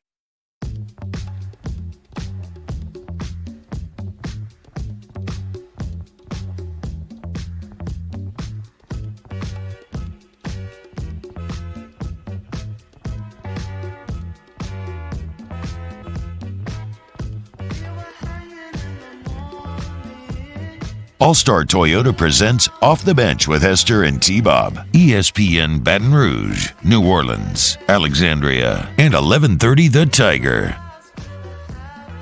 All right, welcome back. OTB, Camille Trudeau in the chat saying 11-1, baby. Yeah, dude, that's right. That's right. No. All right. Right now, let's just get into it because we got Brock Hewer coming up. Let's give it a little OTB mailbag. Special delivery! I have this special delivery for Off the Bench. And look, it is marked most urgent. We'll be writing to you. The internet. What the is the internet?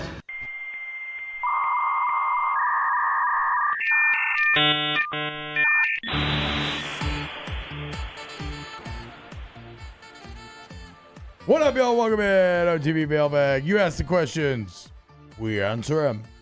And again, this is going to be quick, and then we'll get back to more later. Daniel Basham, hashtag OTB Mailbag. I took a sip of water, and my bottle smelled funky.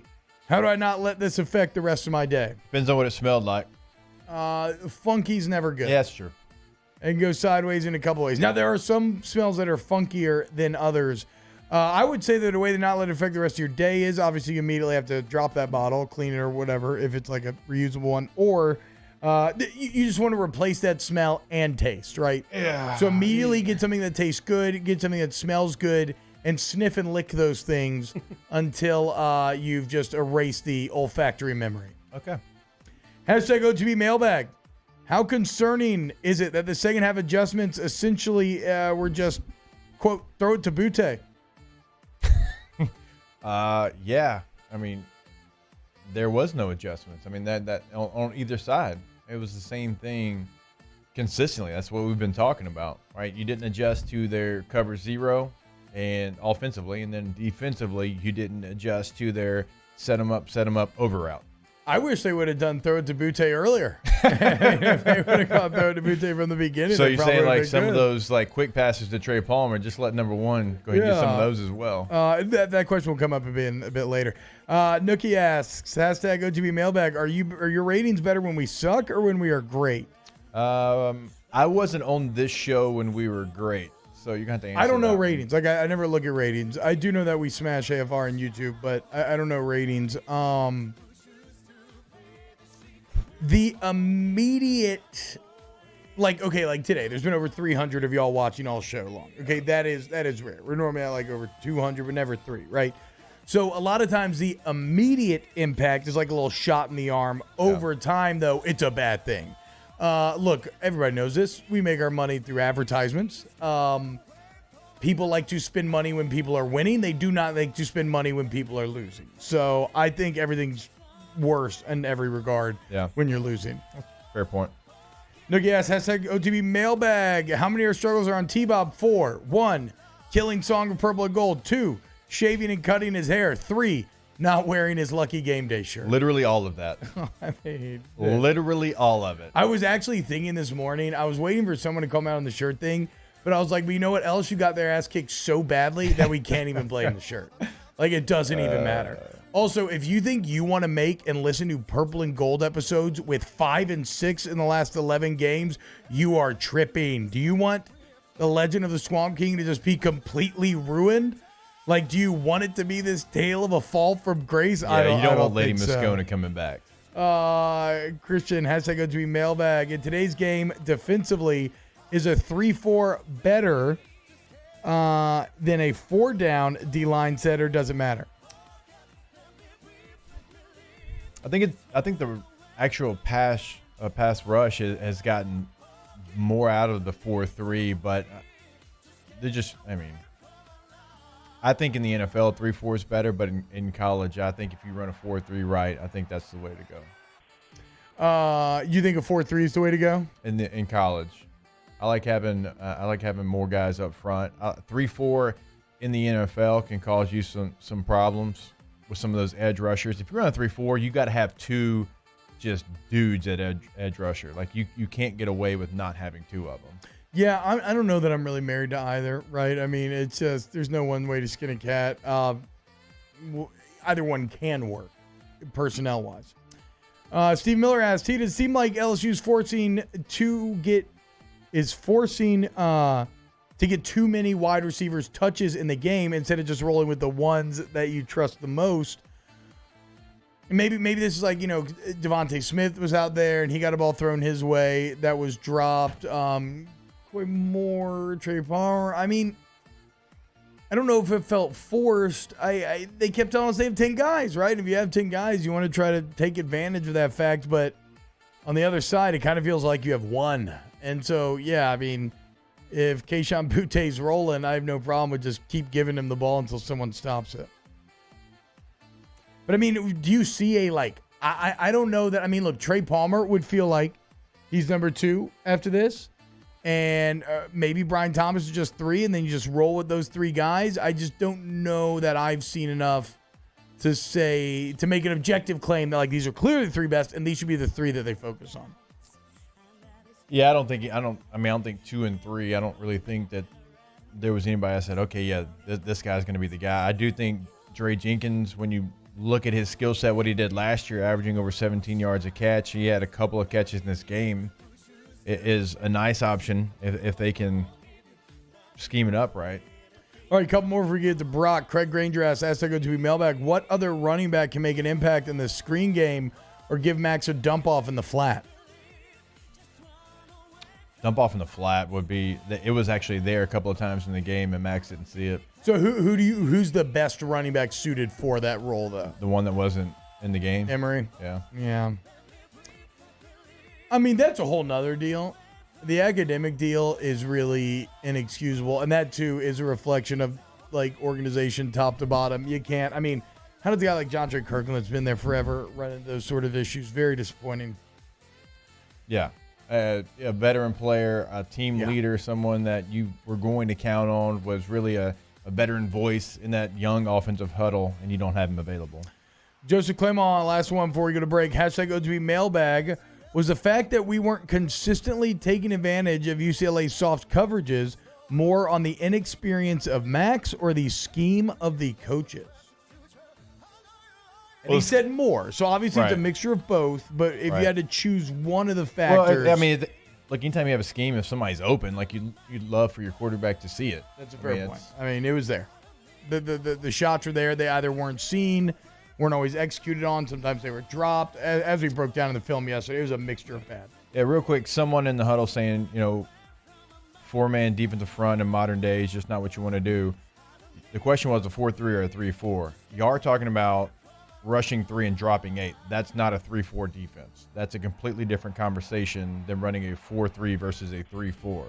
A true 3-4, you've got a zero nose, which has no place in today's college football, really. No one's trying to get that 330-pound space eater really anymore in college football. But if you're talking about running more of a 3-3-5, then that's a completely different conversation than a 4-3 and a 3-4. I will draw that up. I wish we had a telestrator here. Maybe that's something we need to invest in. I actually believe, I think CST might actually have one that we could potentially use, because then you're talking about CST. Come on, all right, dropping 8 guys into coverage. If you're running a 3-4, you're always rushing at least 4. Right? You might drop the backside outside linebacker, but that is a different defense. We're not talking about the same. Yeah, scheme. yeah. That all I know is, and this has nothing to do with actually what we just talked about, LSU better run zone against Mississippi State. I'm gonna fight somebody if they don't run zone coverages against Mississippi State. Again, Chris Peterson proved it at Washington. Rush 3, drop 8 into zone coverage, and dominate Mike Leach's attack. All right, when we get back, let's talk to Brock Huard, Fox Sports. Keep it locked. He was on the call on Saturday. See what he saw. Keep it locked right here on OTB. Off the bench with Hester and T-Bob. Go to GEAUXroof.com. That's GoRoof.com. 927-8300 is the number. 927-8300 is the number. Look, I know times it's really sucked lately, and everybody's having to deal with roofing issues, and that's horrible. But Go Roof is there for you. And look, they're from the community, okay? So they spell it the way that they do. And really, all they care about is that the community's roofing needs are taken care of. That's why they offer free professional estimates. That's why they offer 2-year workmanship guarantees on top of manufacturer warranties. That's why everybody's licensed, bond, insured. They ain't out here trying to. That's why they work with you. Like, if insurance coverage is great, if not, they work with you to find whatever payment options work for your situation, just so that you can get your roof fixed. Obviously, it's a bit crazy right now, so go ahead and get in when you can. Go ahead and make the call now. Stop putting it off. You go to GEAUXroof.com or call 927-8300, 927-8300. In times of need, get a full list of phone numbers, websites, and other important emergency information on the Demco Stormwatch page at 1045ESPN.com. I've been doing business with Luba for 25 years. They're dependable, trustworthy. It's just the attention to detail with our clients. Our folks have years and years of experience. They're highly trained professionals, but many companies have that asset. What I'd like to think makes Luba a bit different is that we use those talents in a way that truly is dedicated to serving the needs of the folks who depend on us. Are you a licensed contractor? There's lots of good contractors in Louisiana doing work the right way, but unfortunately, too many unlicensed contractors are working outside the licensing requirements. Working as a contractor in Louisiana requires a license for the company doing the work. The Louisiana State Licensing Board for Contractors wants to help you get licensed to allow you to conduct work legally. It's not difficult to get the license. We can help you. Go to lacontractor.org for more information. Licensed contractors, it's the law.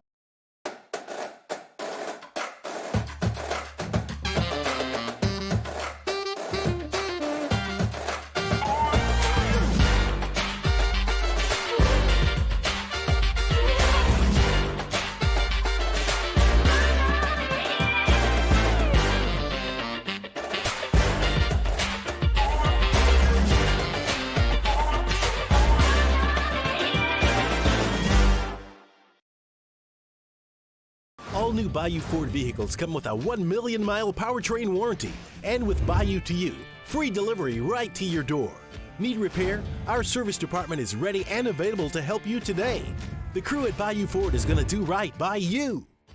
Gulf Coast Office Products is a nationally recognized Savin office equipment dealer based right here in Louisiana. Over 100 employees strong, Gulf Coast has the boots on the ground to support all vertical markets from education, engineering, legal, and finance. With the latest in office technology from desktop to production segment units, Gulf Coast and Savin have the perfect fit for you. Call 225-756-2644. That's 756-2644 for Gulf Coast Office Products. Oh, hey, what's up? It's Big V and Bubba, 100.7 The Tiger Morning Show. We'd love for you to join us every weekday, 4 a.m. till 9 a.m. Yeah, everything you want in a show. Country music. We got laughs. We got celebrity in-studio guests. We just need you. Join us every weekday morning, 4 a.m. to 9 a.m., right where it all started. That's right. Louisiana's country station, 100.7 The Tiger.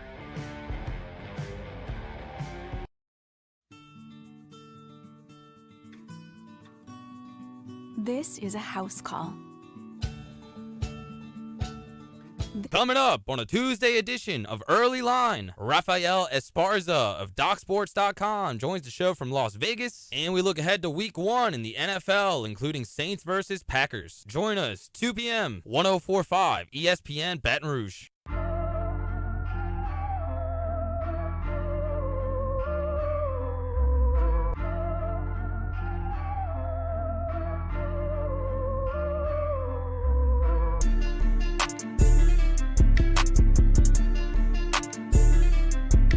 All-Star Toyota presents Off the Bench with Hester and T-Bob. ESPN Baton Rouge, New Orleans, Alexandria, and 1130 The Tiger. What up, y'all? Welcome back. OTB here on 104.5 ESPN. And right now, it is time to talk to the man that was on the call on Saturday, had the best seat in the house to view that beatdown from the UCLA Bruins of the LSU Tigers. That is Brock Hewitt at Brock Hewitt on Twitter. Brock, what's going on, man? Thank you so much for joining us this morning. You got it, man. Yeah, I don't know if it was the best seat in the house. I think Jacob would agree. We were about a mile away in the press box from the field. And as I get older and my eyes get worse and worse, a little bit harder to see, but there's no question it was a beautiful, beautiful night. And as far as the weather goes, the setting there at the Rose Bowl, there's a reason it is the granddaddy of them all. And, yeah, it was a tough night, certainly for the boys in purple and gold. Yeah, you're not wrong. The press box is also, because I was up in there too, it's also like a little muted, and so you couldn't always get the vibe, like the atmosphere. So you're right. Being in the stadium is actually probably a bit better. If you were a UCLA fan, it was better, Brock. Not if you're an LSU fan. We've talked this thing to death. We're so deep in the forest, though, it's hard to know what's what. So give us a kind of bird's eye view of what you witnessed on Saturday. Well, I went in, let's see, we chatted with LSU Friday. They flew in Thursday, and we chatted with them Friday. And I think there was certainly a lot of confidence from players and coaches, and they felt like they'd had good preparation. I know Durante was happy with the fact that he finally kind of got to see his defenders in practice over the course of the week. They had missed so much time, and in training camp. And, Bruce Feldman, who's somebody you guys should certainly have on your show, is so connected with Ed and LSU. And over the course of the entire month, it really, helped us be informed and on top of it as far as all the injuries go and the different guys and freshmen that they love and we're really high on. And there was just, I think, a pretty quiet confidence with that group. And then we head over to UCLA, and I watched them practice. And I was like, man, that first week against Hawaii was impressive. But T-Bob and Jacob, had you guys been there at practice on Friday, I think that would have raised the alarm bells first for you guys. Like, man, this team is healthy. Unlike LSU, who has had guys in and out, and even day of, as we learned before kickoff, 3 guys that were going to be out, 3 players that, would have played a role in that game, certainly. UCLA had zero.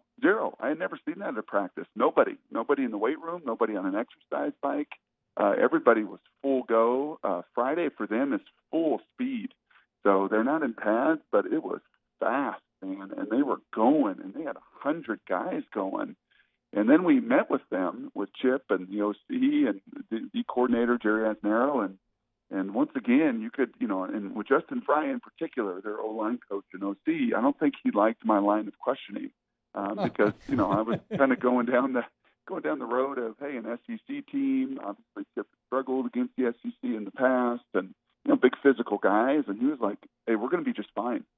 So I know, it'll be just fine. You guys are veteran guys, And he was almost defiant in a good way, like really believing in his personnel. And I think as we got to all watch Saturday night as that game unfolded, you understood why he trusted his tight ends, his offensive line, the physical nature of his wide receivers. And they're going to be a team that runs on everybody they play this season.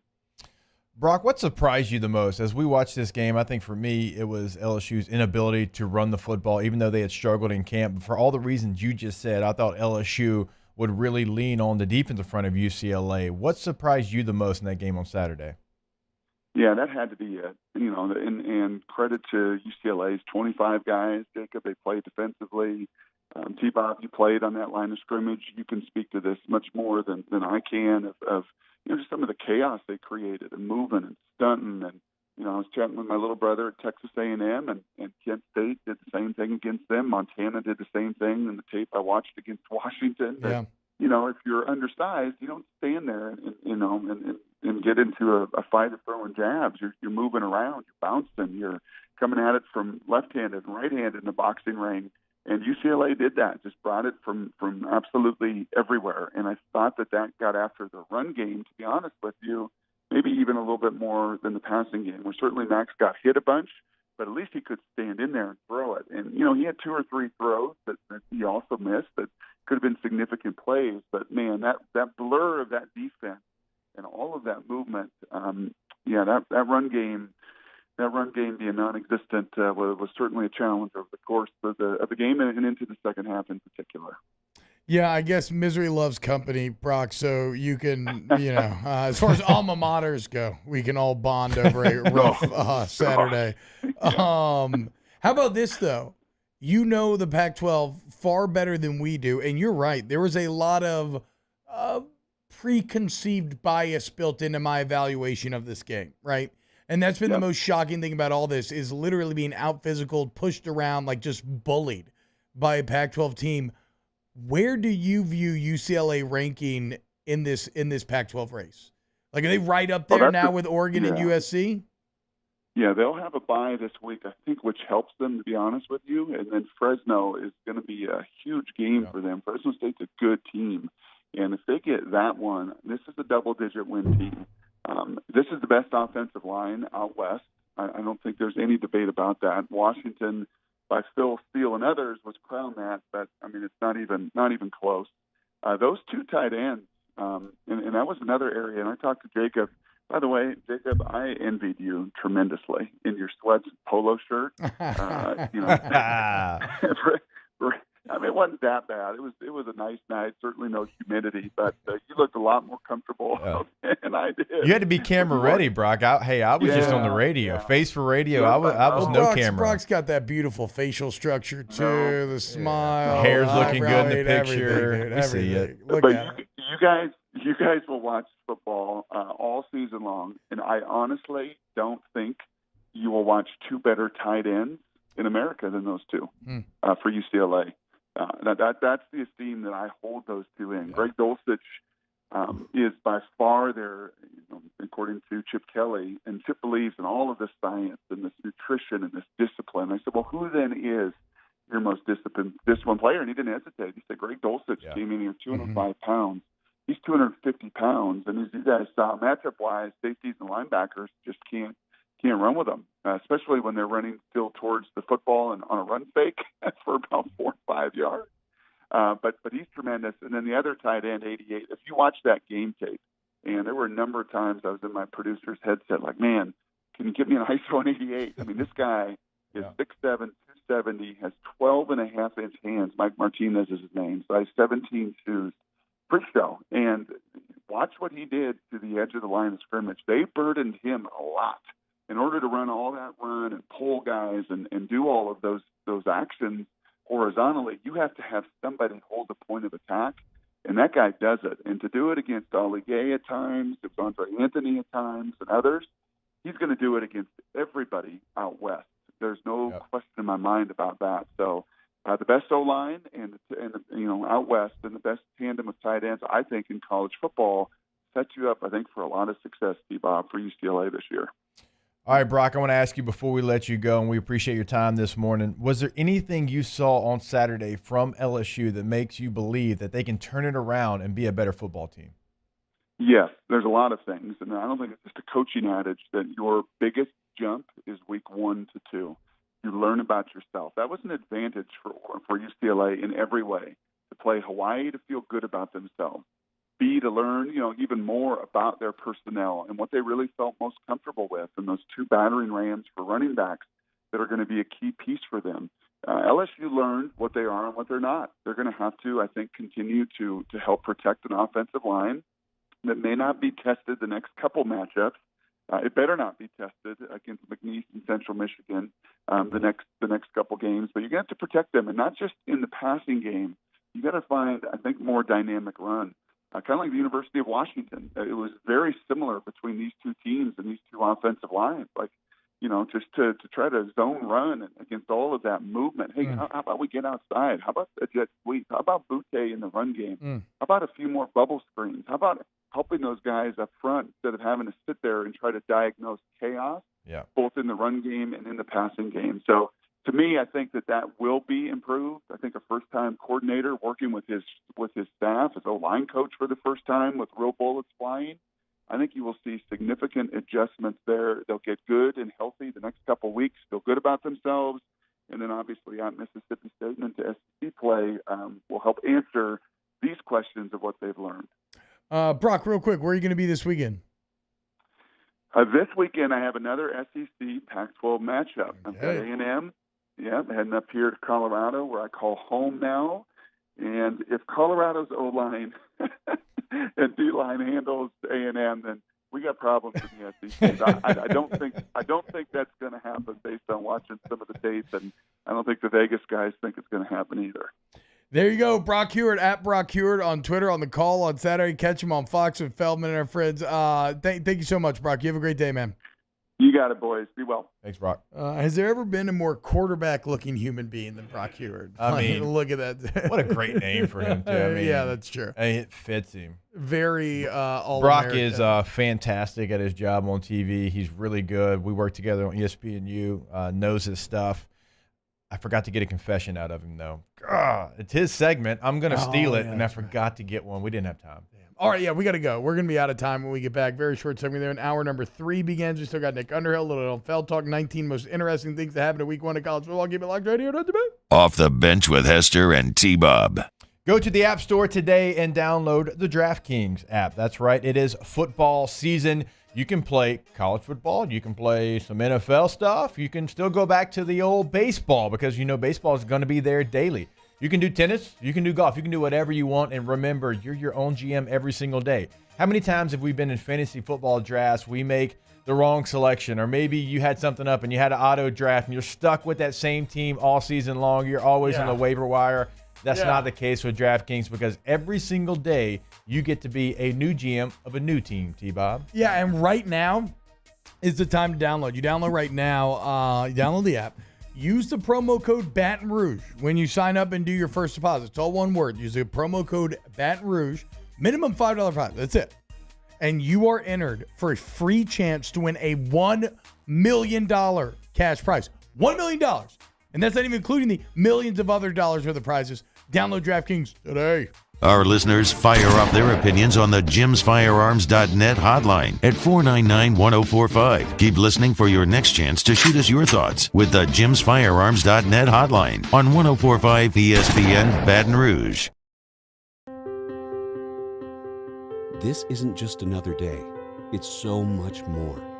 Kelly's life was put on hold when her auctioneer primary care doctor discovered a rare blood disorder. Her doctor connected her to an auctioneer care team of cancer, heart, and kidney specialists. With multiple primary care locations around Baton Rouge, same-day appointments, and online scheduling, we're relentless about keeping you healthy. Auctioneer Baton Rouge, innovating healthcare for Kelly.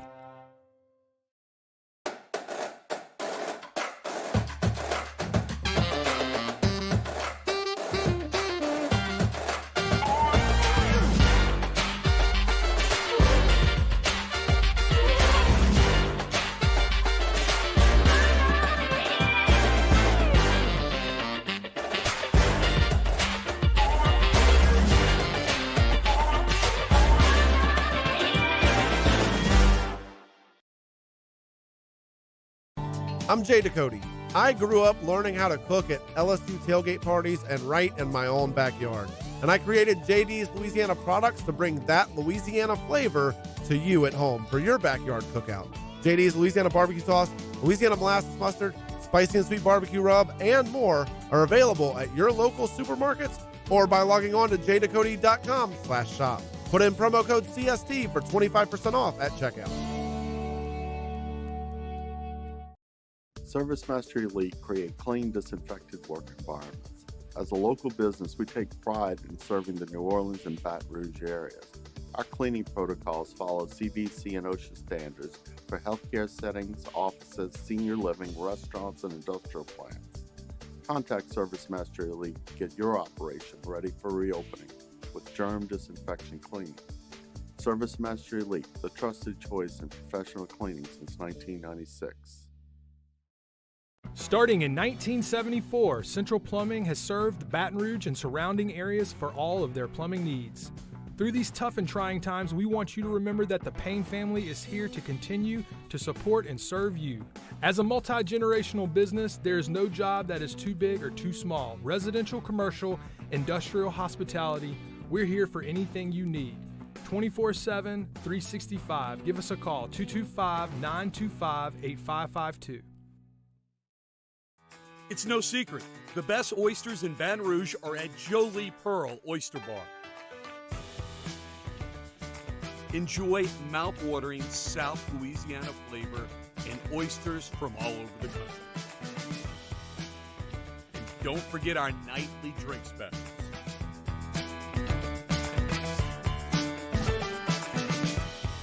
Jolie Pearl Oyster. Hey, it's Matt Moscona inviting you to join us for Tuesday's AFR, presented by Insurance Network of Louisiana. Ed Ogeron meets with the media to preview the McNeese game and the latest from Saints practice as they get ready for the opener. Join us 3 to 6, 104.5 ESPN Baton Rouge.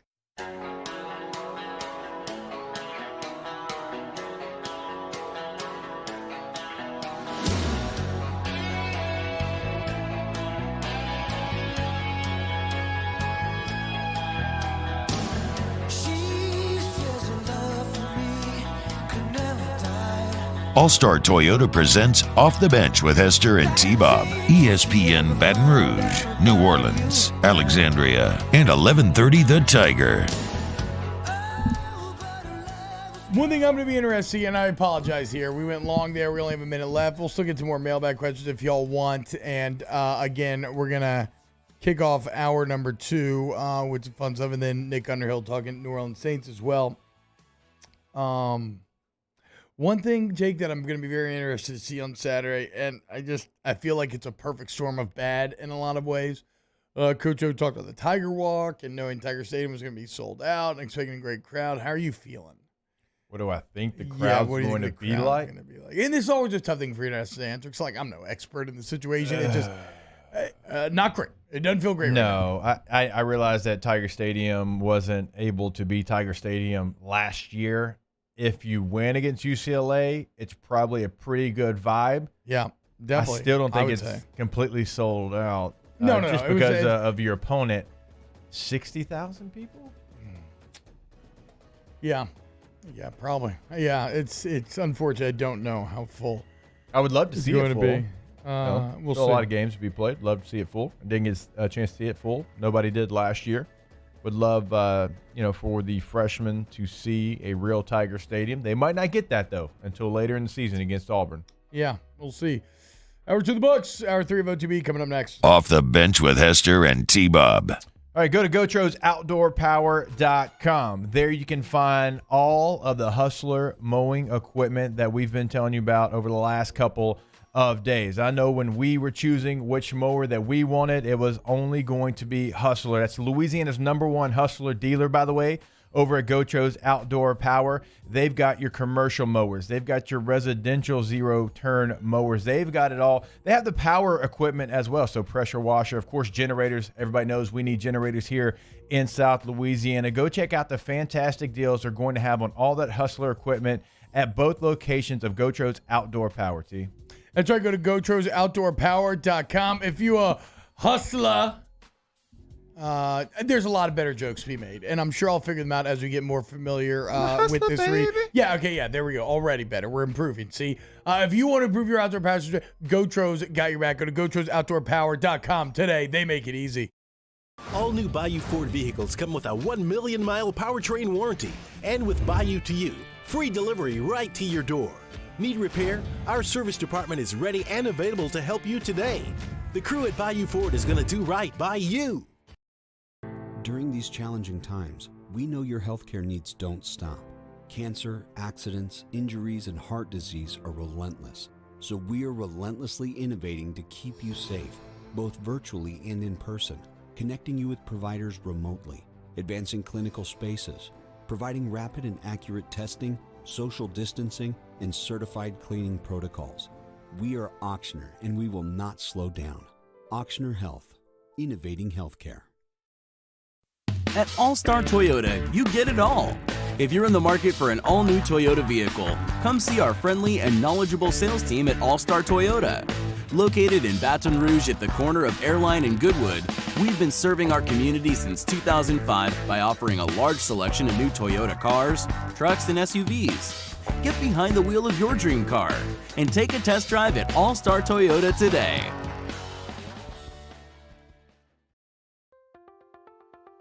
If you're in an accident, a car accident, a slip and fall where you're injured, you need to call an attorney. The defendant insurance company, it's their goal to close the case as quickly as possible and pay out the least amount of money as possible. That's why it's important to call an attorney and call the law offices of O.C. Brown. At the law office of O.C. Brown, we're a family-owned firm. We want to be your law firm for a lifetime.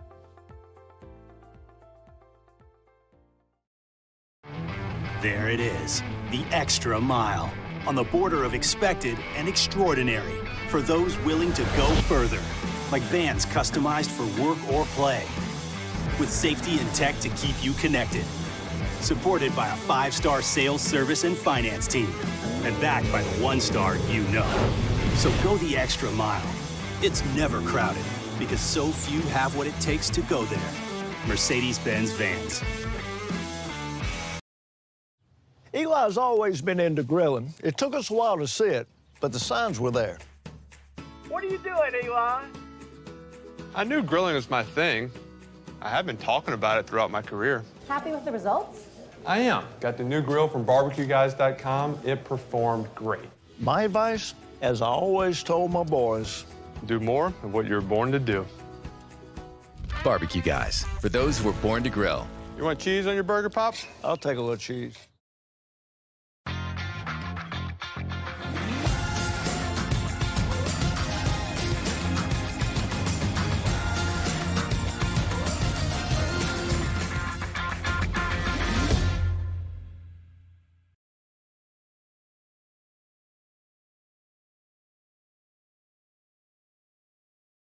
Callahan Injury Lawyers.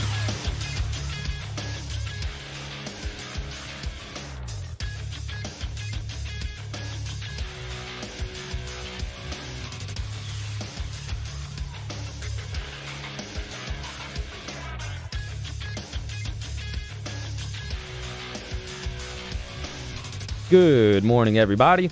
It's 9 a.m. on Tuesday, September 7th.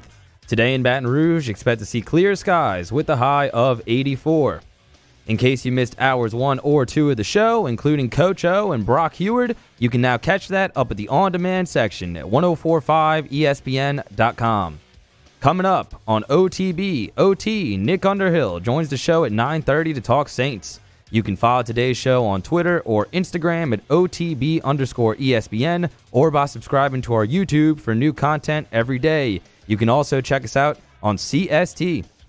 OTB, OT, live from the Mercedes-Benz of Baton Rouge studio. Starts now.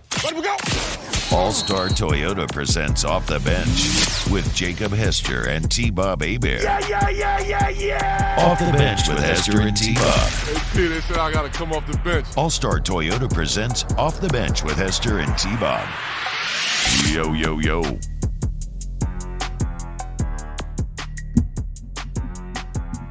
Should we, since we're over 100 likes now, and we didn't get there one day when you were Beach Bob, if we get to what number, should we give out a free copy of Madden 2021 MVP edition for PlayStation? Danny's saying 300. 300? We have 317 people watching right now. You think we can get 200 more likes in an hour? I don't, but we'll see. If everybody watching likes it, yes, it'll happen in That's called 20 seconds. You like I both that just did a little negging, right? It's like the treat them like dirt, they stick to you like mud. I don't think they can do it. All right, I don't think so either, Danny. And we didn't get there last time. We fell 11 short. So not everyone has a PlayStation. Some people like me are Team Xbox. T-Bob is Team PlayStation, but you've already gotten your code, so chill out. We'll also give away a free PlayStation. 300 likes. No. Danny's lying.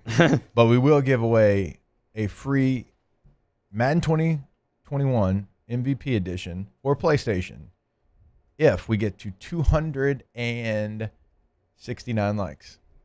269 likes. I there like you go. that Okay, number. I agree. 269. Shout out 269. If you want that Madden MVP PlayStation 5 edition, there you go. I'm gonna have to start playing Madden because now that Jameis Winston is the greatest hope for Louisiana football this season, I need to start making those realities or making those fantasies a reality on the game first, and then it'll follow through into Sunday. I wonder what Madden has the Saints ranked as. It doesn't matter. All right, coming up on this hour here, I lost it. There's a question in the chat that I wanted to get to that I thought was pretty interesting, but we maybe get to a bit later. We'll just go with what I have on the sheet here. I talked about it yesterday, but Chris Vanini from The Athletic has and Mario, maybe just give me some sort of bed music here. Okay. But he has an article called 19 Most Interesting Numbers from week 1 of college football. He does this every week. 19 most interesting. And it's always really fascinating. I don't include all 19, but Jake, I think you're really going to enjoy some of these. All right, let's go ahead and dive in. Again, shout out to Chris Vanini from The Athletic. I don't normally like to do things where a lot of it is just me repurposing someone else's content, but I want to make sure to source him. And this is just so juicy if you're a college football fan a lot of times that I think it bears mentioning. All right, number 1 on the list. This may be actually one of the least interesting, but it does give you an idea, right? Where UJ Believers, we said this year, gives you an idea how good that Georgia defense is. Georgia defense has 15 sacks in its past 2 games. So the 8 that it had in the Peach Bowl against Cincinnati was a school record, and then they had 7 more against Clemson. And we all know that sacks count against rushing yards. In college, Clemson ends with just 2 rushing yards for the game. Right. So you thought LSU was bad, and it was horrible. It was horrible. But at least you weren't Clemson in this super highly heralded national championship matchup, and you get held to 2 rushing yards.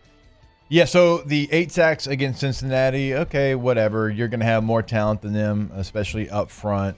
But the 7 against Clemson, I'll give you some credit for that. Yeah. Now, offensively, it wasn't what you wanted to see, and that's been the biggest question for Georgia. But I'm not going to turn my my eyes at 15 sacks. Maybe most incredibly, it's the third time in 3 seasons the Dogs have allowed 2 rush yards or fewer.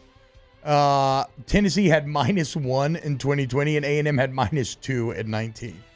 We'll roll by this one because we already know this. Alabama's now 11-0 in neutral site openers under Nick Saban, winning by an average of 25 points. Yep. How about this? We talked a lot about Oklahoma-Tulane and how crazy close it was. I did not realize this. Yeah. Oklahoma kicker Greg Burkick tied an FBS record with 3 field goals of at least 50 yards. He hit from 51, 56, and 55, and they only won by 5. That's how close Tulane was here, dude. That game was going to be in New Orleans, and it would have been epic if they could have pulled that off with everything they had going on. And by the way, he has a astronaut helmet. I don't know really know what's going on with that's like the NASA spacesuit off of The Martian. Yeah, with Matt Damon, very advanced. I've seen that on a lot of high school players. Oh, really? That helmets. It must be the new. It must be the new. What brand is that on that chin strap? Zenith. Zenith. They had the old television company. They got into the helmet game. No, I have no idea. That looks like something from a future television show. Man, Zenith TVs make me think of hotels in 64s. Yeah, also, Cade York, you should have let him kick him 57. That's neither here nor there. Ohio State quarterback C.J. Stroud averaged 47 yards per completion in the second half. Not the only takeaway that I think you should have from this is that kind of like the DTR performance, still a lot of questions about C.J. Stroud, right? Hit a ton of big plays, but not as maybe consistent as you want to see. You're not going to throw for 47 yards per completion too many times. Please tell me that DTR completing 4 passes for 150 is not in these numbers. It's not. It's not. I don't believe so. Wisconsin ran 95 plays and scored just 10 points. Only the third team to do that since the year 2000. 95 plays, held on to the ball for 42 minutes and scored just 10 That's points. very Big Ten of them.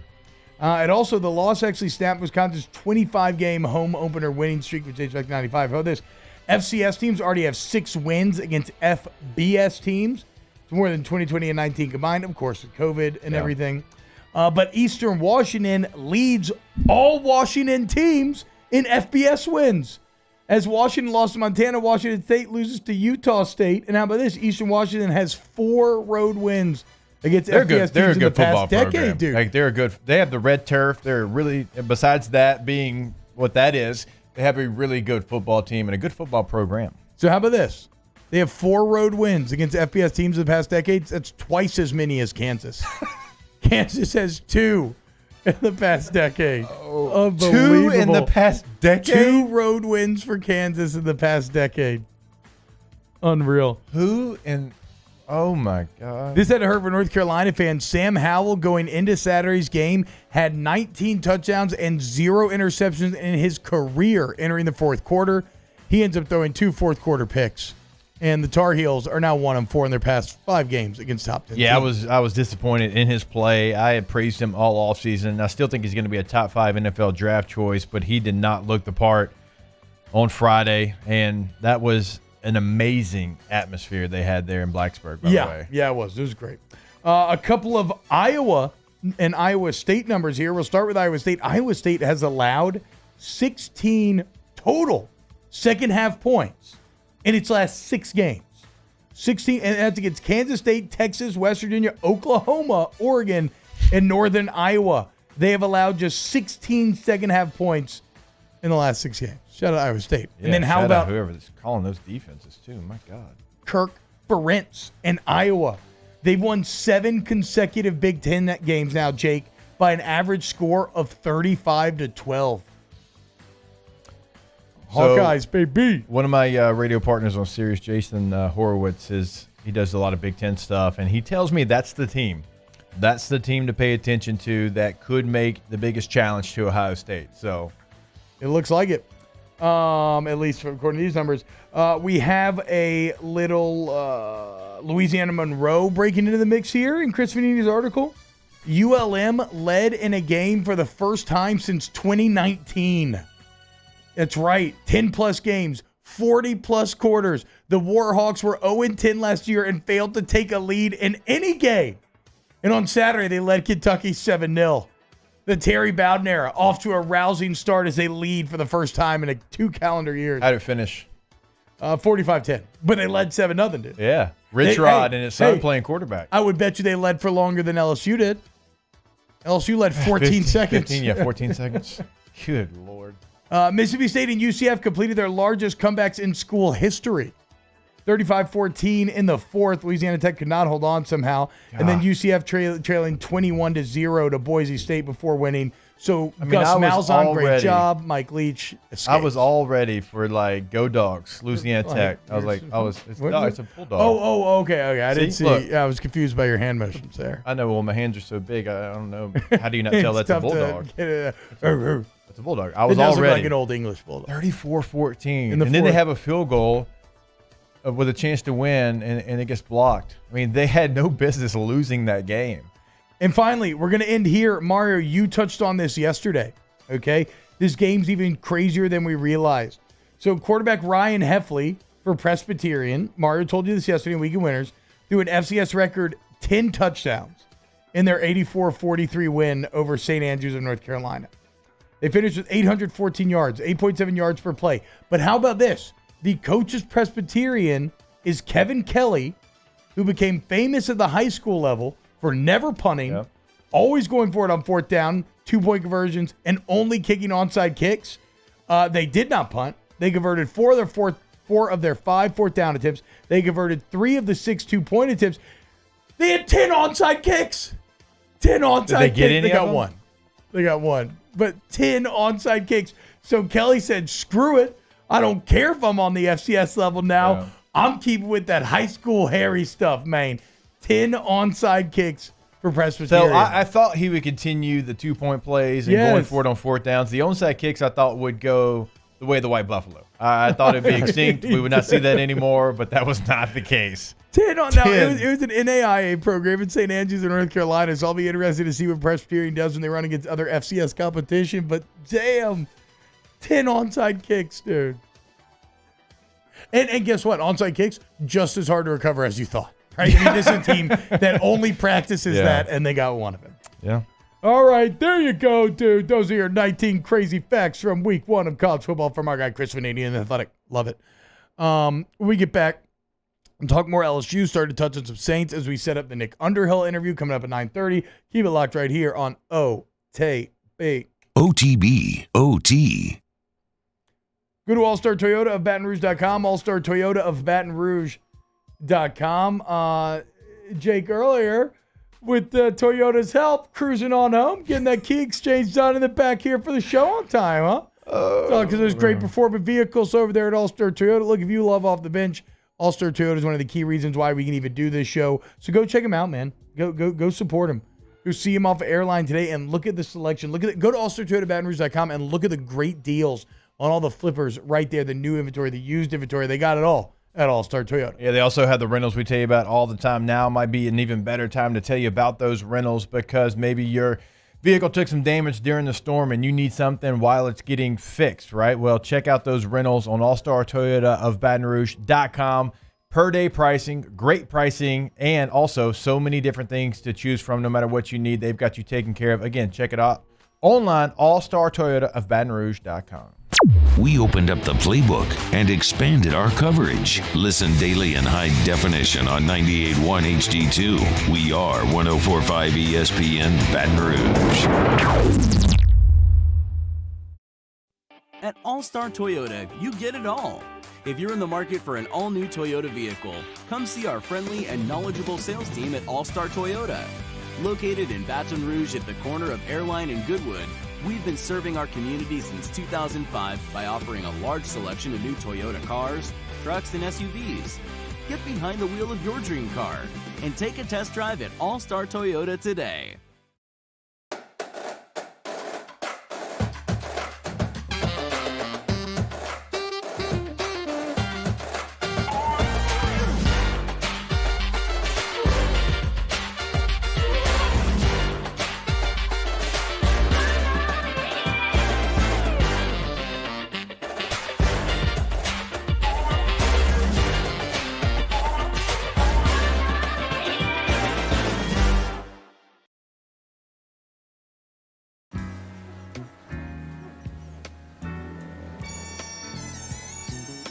sunshine.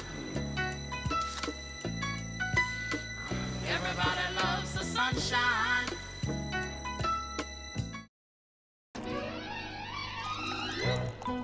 Le posso offrire un caffè? Le posso offrire un caffè? Andiamo insieme da me, non c'è. Call Mr. Electric today for electrical repairs, upgrades, and installations. Gulf Coast Bank and Trust is giving our customers the power to bank anywhere, anytime during this challenging event. And we're right there with you. Our mobile banking app is a smart way to manage your money and time. Gulf Coast Bank and Trust, the bank that cares about you. All new Bayou Ford vehicles come with a 1 million mile powertrain warranty. And with Bayou to You, free delivery right to your door. Need repair? Our service department is ready and available to help you today. The crew at Bayou Ford is going to do right by you. Make this summer your backyard party year with Chris's Specialty Foods. Wings, burgers, brisket, steak, and boudin, plus great Cajun side dishes. We do all the prep, and you enjoy laughing with friends and family. Chris's Specialty Foods, Millerville, New Orleans, Prairieville, and Frisco. Everybody loves Chris's authentic Cajun meat. Yo, Jake here for Patient Plus Urgent Care Clinic, the place that's going to be convenient for you during an inconvenient time. Look, you hear me talk about my 4 boys all the time, and sometimes things like stitches, well, they happen. And in fact, they have. And Patient Plus is always taking care of us, just like they'll do the same for you. And now with 7 convenient locations across the Baton Rouge area, open from 9 a.m. until 9 p.m., 7 days a week. And also at patientplusuc.com, you can sign up for your appointment on the Tuesday's Hunting Hill coming at you. Still unpacking LSU UCLA. Probably not looking quite forward to McNeese yet, but we will talk to Luke Johnson, who's covering the Saints as they get ready to play the Packers. It's Hunting Hill, noon to 2 weekdays on 104.5 ESPN Baton Rouge.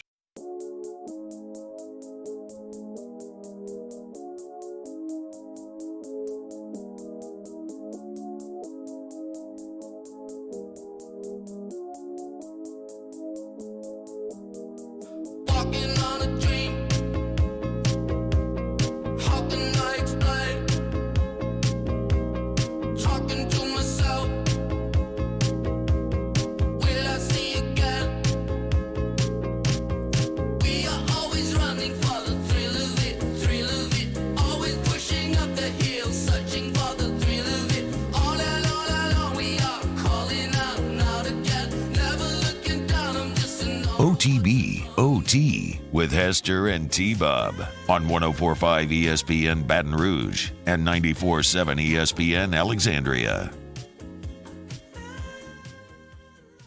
Okay. Starting to feel a little better, boys. Starting to feel a little better. It's Tuesday. We don't operate under the 24-hour rule. Yeah. It normally takes a bit longer to get over it, but we're into hour 3 on Tuesday. We got NFL coming up this weekend, boys. Are you kidding me? I mean, Red Zone back on Sunday. Saints Packers in Jacksonville. That's actually not that. That doesn't sound. That doesn't sound great. Like, I don't think that's did going you to go play well. in Jacksonville when you were with the Rams? Did y'all? I mean, by chance? Nope. No. I've never been there. It's my dream. It was the worst environment by far that I played in the NFL, and it was a Monday night game. It was terrible. But the Cabanas weren't there at the time. The who? The Cabanas weren't there at the time. I don't really know. That what they had is the whole top section had sponsor ads. Like, you know, like UCLA had the like I thought UCLA the giant UCLA banner in had the Rose that Bowl. on the whole top deck. How did UCLA, whoever does that, impressive job, how did they know the exact size of that banner for the rest to be full? Because like the rest of the stadium was actually pretty full. Yeah. By game's end, and that banner kind of perfectly filled in Someone the gap. at UCLA, it might have been Josh Lewin that even told me that was their biggest crowd in 5 years, I think he said. Wow. So maybe they were just playing. I was having this. Hey, it is good to see though the top deck is actually open there in Jacksonville now, because back in 2010, 2009, I don't really remember the year. God, these light blue sunglasses they were are so douchey. They were so awful. Yeah, well, that's just kind of been. Paul Puslugny was the Mike linebacker. Oh, hell yeah, from Penn State. Yeah. He was a beast though, right? Or no, was he not good in the NFL? He was a beast in college. He played a long time. Yeah, he played a long time. Played a very long time. So you're being diplomatic here. You don't think he was good. He was a good player. I mean, he was obviously good enough to make it for a long time, but in the Yeah. context of good NFL players, you're saying he was never that good. No, he was a good player, but I had a good night. Okay, yeah. You knew how to beat him. Yeah. It's like how my old man talks about Junior Seau. Beast player, but you could kill him on the play action. He's over aggressive. That's a really good one from the Cajun Cannon. All right. By the way, real quick, I don't remember the linebacker for Ole Miss's name. Played really well last night. The transfer. I'm actually going to coming go from the back Big and Ten. rewatch that Ole Miss game probably today. He played at Maryland. Really good player. He had and people just kept saying, man, they found their next Patrick Willis. One, he's a graduate, so he only has this year to play. I can promise you, without really doing a film breakdown, he ain't P. Willie. Okay, he was a good player. Made a couple plays when I was watching, but let's pump him. Well, I mean, Pump if you're them talking about brakes. Patrick Willis, you're talking about a literal. Oh, is it literal yet? Is he a Hall of Famer? Not yet. Do you think he will be in the NFL? No, I don't because know he on the NFL he level, retired actually. so early. He Yeah. only played 8. Certainly Retired at his peak. He'll be Not in the his peak, College maybe, Football Hall of Fame. I don't know. They were so bad. They were bad, but he was not. Whatever. The point is, Patrick Willis was a transcendent level player. I didn't get to watch as much of that Ole Miss game last night as I wanted to. I was putting the kids to bed, and then classic, I passed out in my daughter's bed. It keeps happening, dude. Things just so comfortable, I can't help myself. So I'm gonna watch today so I can be fully depressed about how much better Ole Miss looked than you did. Things that can make us feel better. Look, Red Zone will make me feel better on Sunday. Watching nonstop football for like 6 to 7 hours straight, just ingesting all the best parts of it straight to my veins is always a great feeling. But vibe check, boys. How are we feeling about the Green Bay game? I mean, it can't be good, right? That's Danny first. Yeah, because Danny's always going Let's to be get the most some sunshine. optimistic. Danny, do you think the Saints are going to win Sunday? Absolutely. 100%. Okay. Okay, I'm serious. The Saints are going to win. And so you're not trolling. You're not just saying this. You think they are going to win the same. And look, I was not trolling when I chose LSU to cover UCLA. I thought that was a hammer it. Now, I think I've learned some hard lessons about ever doubting Vegas to the extent that I was doubting them. Like fading Vegas a few points makes sense. Saying they were going to win by 14-17 like I was now feels quite foolish. But Danny, no, you think so objectively. You believe in your heart of heart that the New Orleans Saints with Jameis Winston and all these other question marks will beat the reigning MVP Green Bay Packers. Yes, I think Jameis wins. Everybody's doubting Jameis, and like it's fueling him. And this is going to be his breakout year with the Saints. Marcus Callaway looks like a stud right now. I think it goes off. The Saints will win. If the Saints are going to win, it's going to require what, Jake? I'm thinking Marshawn Lattimore's got to shut down Devontae Adams, obviously, right? Which is going to be very hard to do. Just extend that. The defense is going to have to carry a lot of the day. The defense is going to have to be break. The guys in the interior of the defensive line are going to have to show that, okay, even though it looks really light there, that they can hang.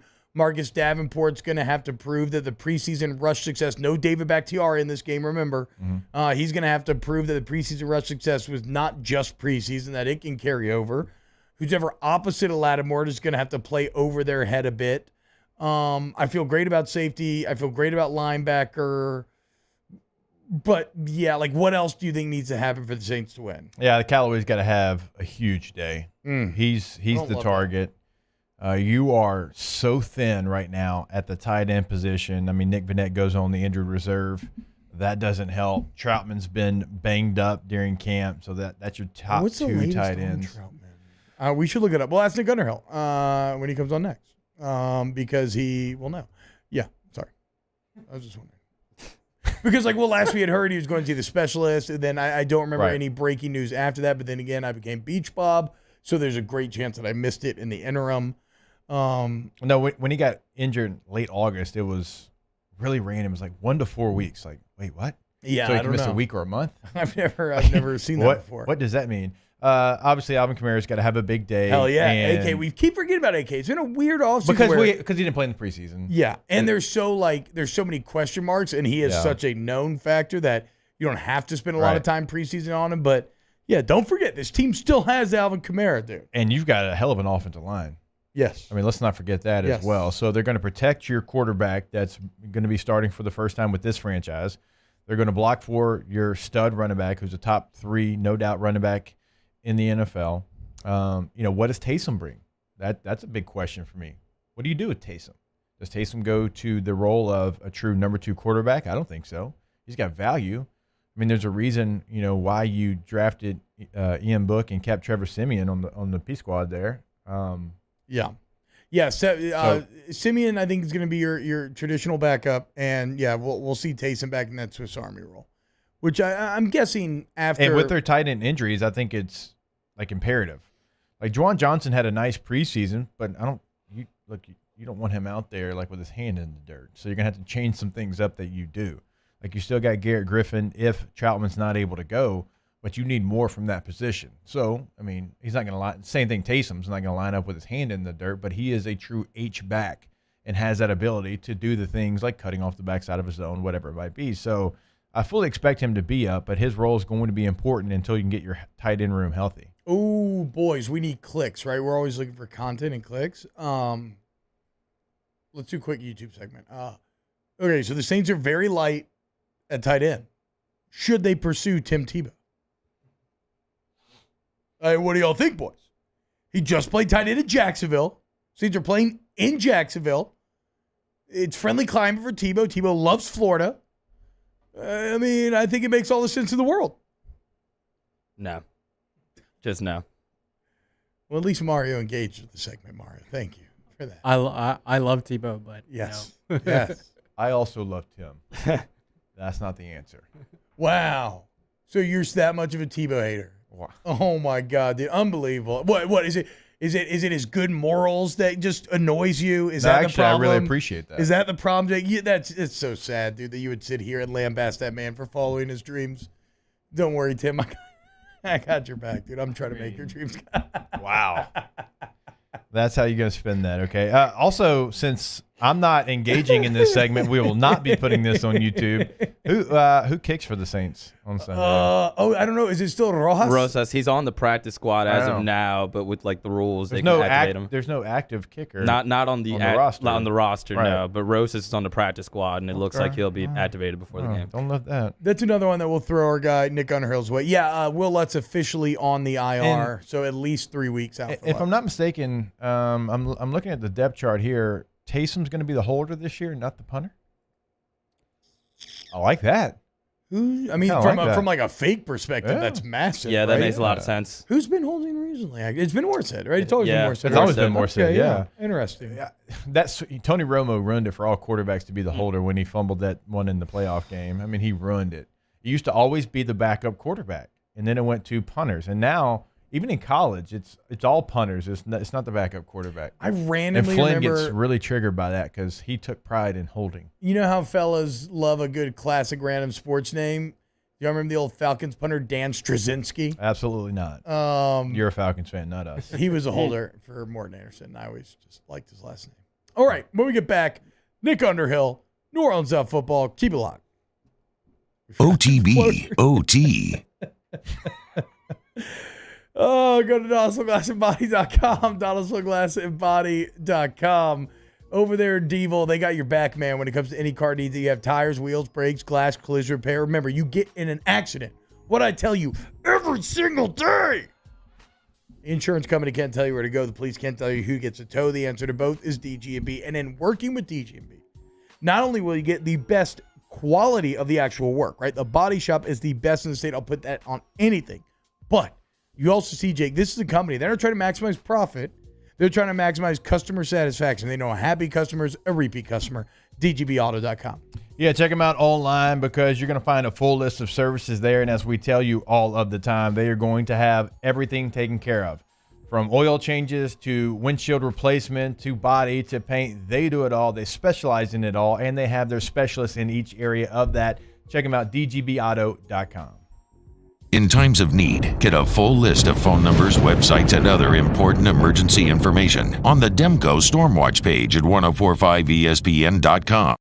Yo, Jake here for Patient Plus Urgent Care Clinic, the place that's going to be convenient for you during an inconvenient time. Look, you hear me talk about my four boys all the time, and sometimes things like stitches, well, they happen. And in fact, They have. And Patient Plus has always taken care of us, just like they'll do the same for you. And now with 7 convenient locations across the Baton Rouge area, open from 9 a.m. until 9 p.m., 7 days a week. And also at patientplusuc.com, you can sign up for your appointment on the way to the clinic. That's Patient Plus Urgent Care Clinic. Get in and get better. To the heroes who are working tirelessly to care for our communities, we thank you. We will never forget the countless hours you dedicated on the front lines, choosing to risk your own health to fight for our friends, neighbors, and family members. I mean, you guys are out on the front lines fighting it. We are grateful for your heroic acts and unwavering spirit. Together, we are overcoming this adversity and make our state healthier and more vibrant again. Ochsner Health. I've been doing business with Luba for 25 years. They're dependable, trustworthy. It's just the attention to detail with our clients. Our folks have years and years of experience. They're highly trained professionals, but many companies have that asset. What I'd like to think makes Luba a bit different is that we use those talents in a way that truly is dedicated to serving the needs of the folks who depend on us. Are you a licensed contractor? There's lots of good contractors in Louisiana doing work the right way, but unfortunately, too many unlicensed contractors are working outside the licensing requirements. Working as a contractor in Louisiana requires a license for the company doing the work. The Louisiana State Licensing Board for Contractors wants to help you get licensed to allow you to conduct work legally. It's not difficult to get the license. We can help you. Go to lacontractor.org for more information. Licensed contractors, it's the law.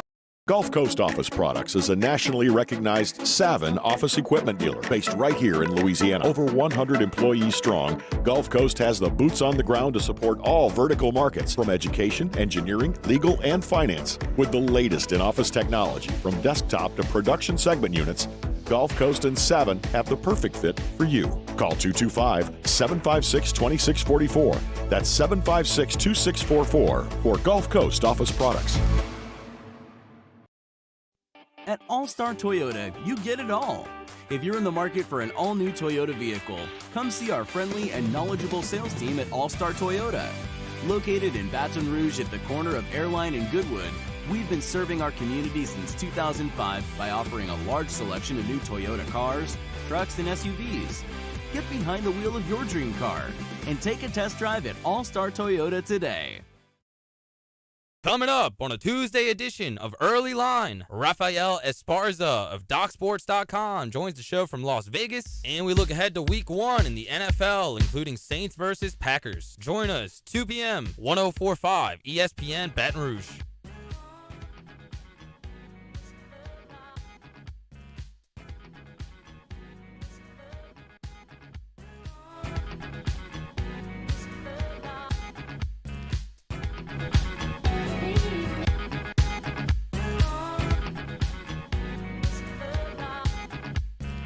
OTB, OT, with Hester and T-Bob on 104.5 ESPN Baton Rouge and 94.7 ESPN Alexandria. Weekly New Orleans Saints updates with Nick Underhill on OTB are brought to you by former LSU Tiger and attorney Chris Perrette.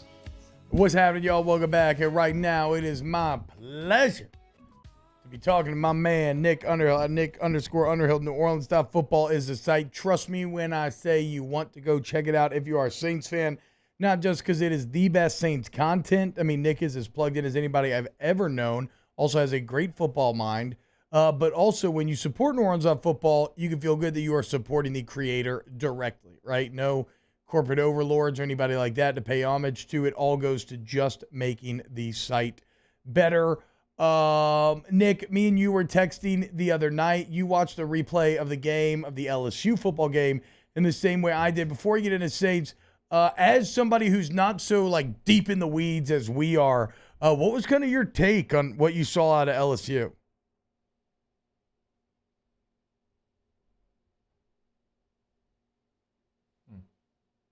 You got Nick, Mark? Same reaction I had. Oh, hey, you got me? Okay, we got you now. Yeah, what's up, man? My bad. Hey, yeah, I always appreciate you promoting the site, but we're doing something a little more important this week. If you go to my Twitter, Nick_Underhill, we're raising money for Second Harvest Food Bank to help with adder relief. we're at 25,000. We're trying to get to 30. So if you're listening and you want to do something to help us get over the hump. The LSU game, man, I thought the team just looked unprepared. I don't think they're very well coached.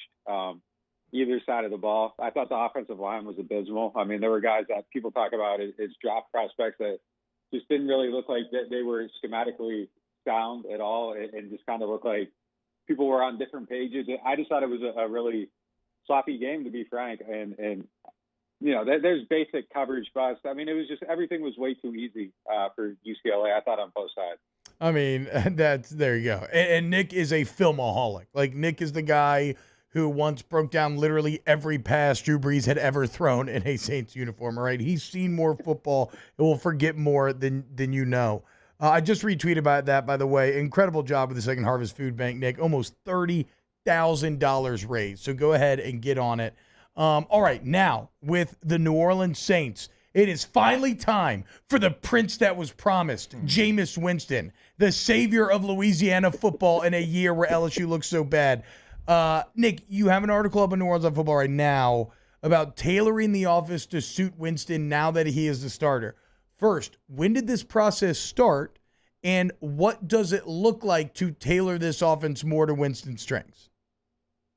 I think it already has started a little bit. I mean, just starting with the stuff at the line of scrimmage, the way they're doing their protections and line calls and all that stuff is now kind of suited to fit him.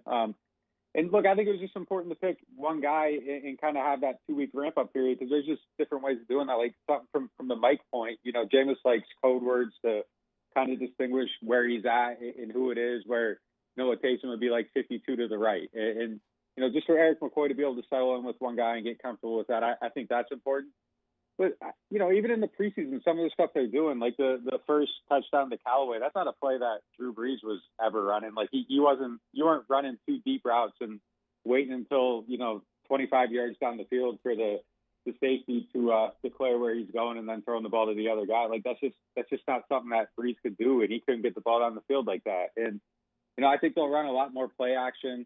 They had maybe about 100 snaps of play action the last 2 years each. And, you know, Josh Allen, it's plus 200. Mahomes, it's plus 200. So they'll do that and allow plays to develop a little bit longer. And, you know, I think it's just going to be a lot of relying on the offensive line, and that'll help you accentuate his strengths and play to the ability to throw the ball down the field a little bit more. And, you know, I just think it's going back to 2014, 2015, 2012, pulling out some concepts from there that kind of fell out of the playbook and putting them back in and allowing some of those shot plays down the field. I mean, when they had Brandon Cooks, they used to do the 13 personnel stuff, you know, with the 3 tight ends. And you just see how Sean would be able to set up plays throughout, you know, even going from week to week, but even in one game, just you know, he'd keep running run plays out of it and pull the safety in. And then, you know, Brees could throw the ball down the field and they'd set up shot plays that were just so easy to hit with a guy like Brandon Cooks on the outside. I think they can do some of that with Deontay Harris. And it's just a lot of things that they used to do that I think fell out of the offense are now back on the table.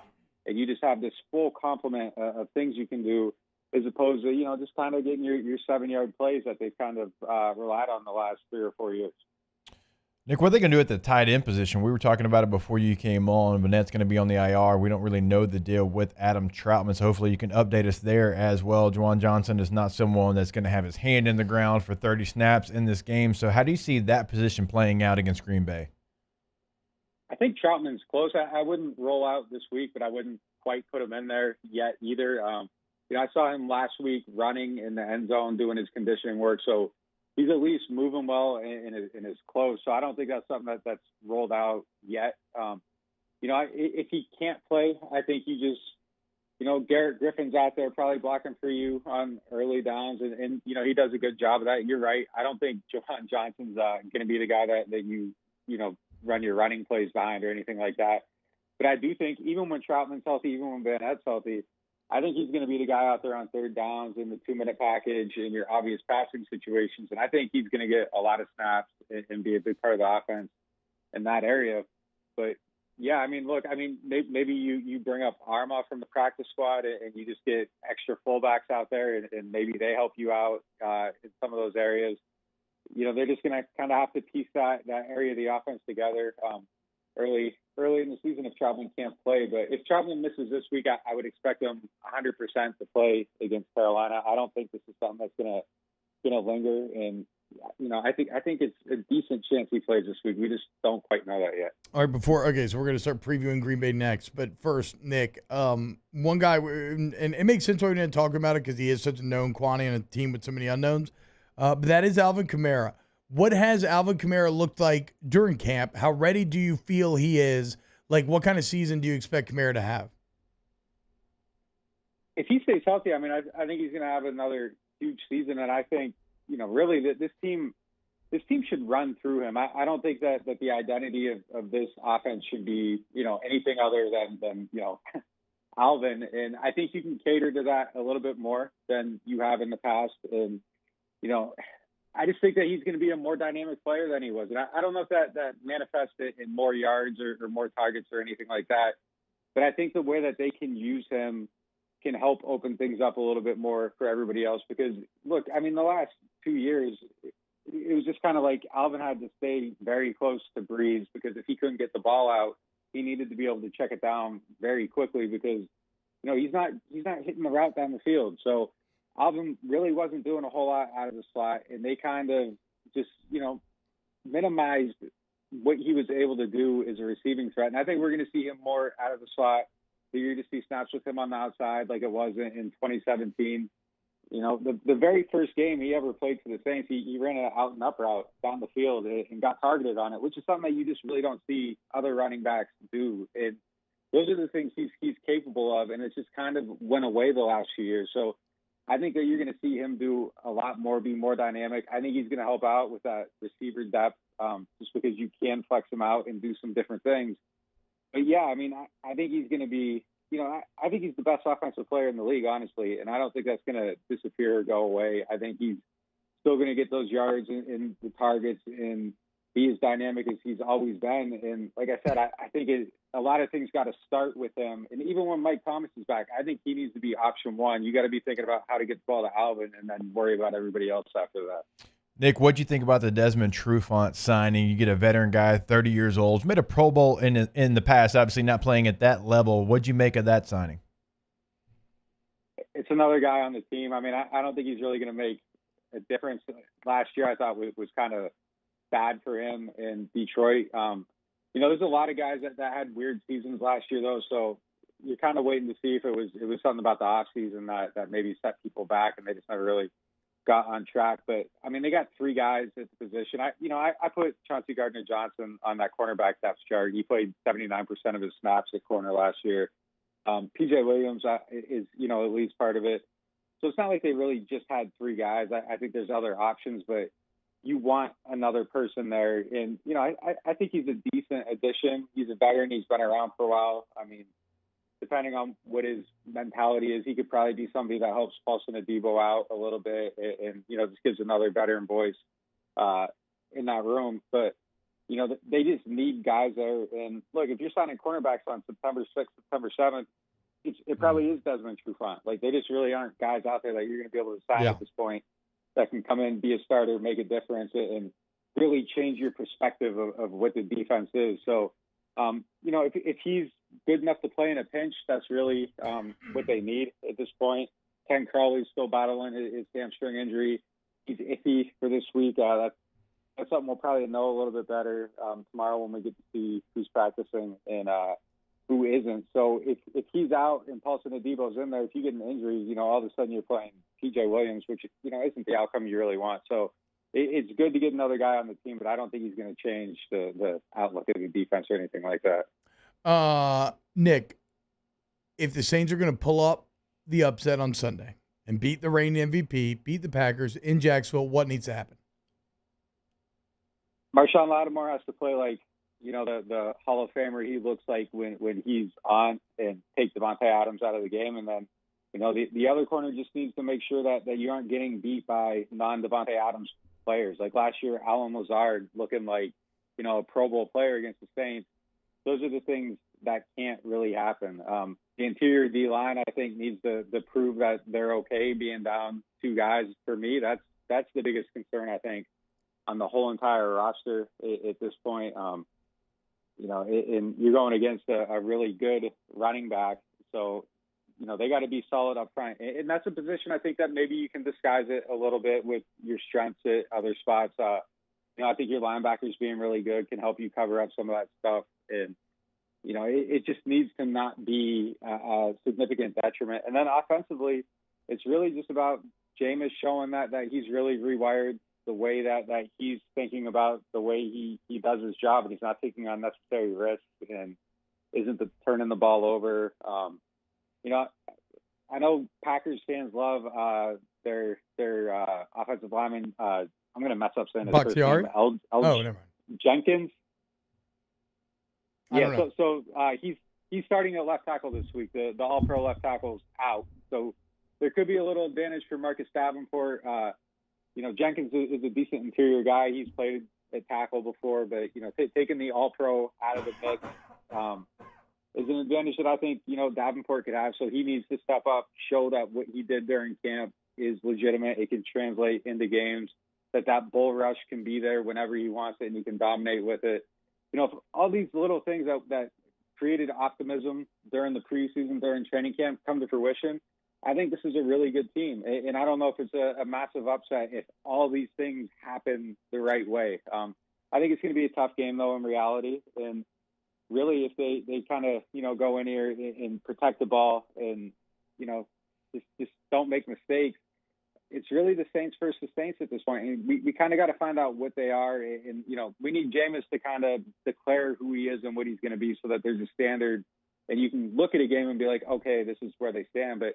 It's really hard to project anything until we get questions to a lot of these things that we just don't know yet.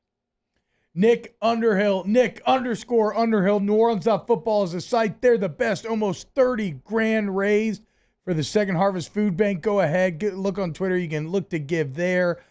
Nick, I know no one is more excited for you than have actual games and film to break down. Enjoy Sunday, Nick, and I can't wait to talk next Tuesday. Yeah, I appreciate it. Thanks for having me. Nick Underhill. Jake, I love making a call to Nick Underhill. Yeah, you also need to make a call to 811 if you're putting a shovel into the ground. Remember, with this storm, even buried lines that are normally underground could come to the surface, so you have to be extremely careful. If you have any concerns, you need to dial 811 before you dig or before you try to move any type of power line. Right, there might be debris and you're trying to pick up all of the debris and there could be a power line there. Do not continue picking anything up. They will come out. They'll mark those lines and tell you exactly what's going on. They'll have someone come and fix that issue as well. You can dial 811 or you can log on to Louisiana811.com. Submit a ticket there as well, T. What if I was looking to dispose of the bodies of my enemies? Call before you dig, same thing? I don't know. Probably don't do that. But if you are digging in a legal way, then yeah, absolutely. All right, more OTB. Close that show next. OTB, OT. Go to centralplumbing.org, centralplumbing.org. 925-8552 is the number. Look, man, we love our friends over there at Central Plumbing. We are repeat customers at Central Plumbing, and I've used them for a variety of different services. I've used them for quick fixes, quick and simple things like a drain. I've used them for entire toilets being replaced. I've used them for all different sorts of things. And even though it's been all sorts of jobs, the common denominator has been the same. Everybody's been licensed, bond, insured. I've gotten excellent quick work and results. I haven't had to lift a finger. Flat rate pricing means no surprise or hidden fees. So go to centralplumbing.org today. And it's not just residential, commercial as well, centralplumbing.org. No, you're right about that. Commercially, they have the fleet ready. You can see that on their homepage at centralplumbing.org. They are ready to go. So whatever you've got going on for your business, of course, for your home as well, don't forget they have that 24/7 emergency service number that you need to call if that emergency happens, 225-925-8552. Our listeners fire off their opinions on the jimsfirearms.net hotline at 499-1045. Keep listening for your next chance to shoot us your thoughts with the jimsfirearms.net hotline on 1045 ESPN Baton Rouge. If you're in an accident, a car accident, a slip and fall where you're injured, you need to call an attorney. The defendant insurance company, it's their goal to close the case as quickly as possible and pay out the least amount of money as possible. That's why it's important to call an attorney and call the law office of O.C. Brown. At the law office of O.C. Brown, we're a family-owned firm. We want to be your law firm for a lifetime.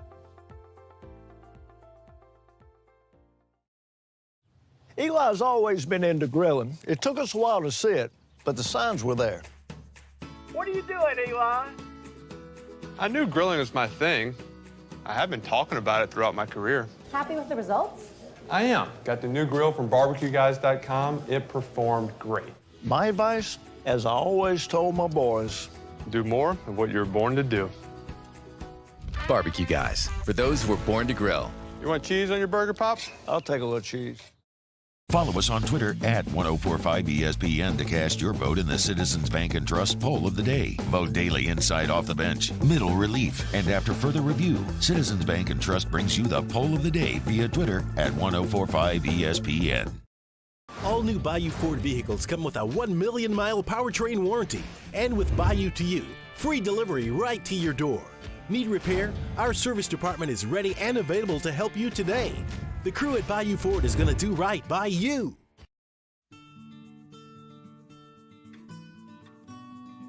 This is a house call. This is a follow-up appointment. This is a diabetes checkup. This isn't just more convenient care, it's more advanced care.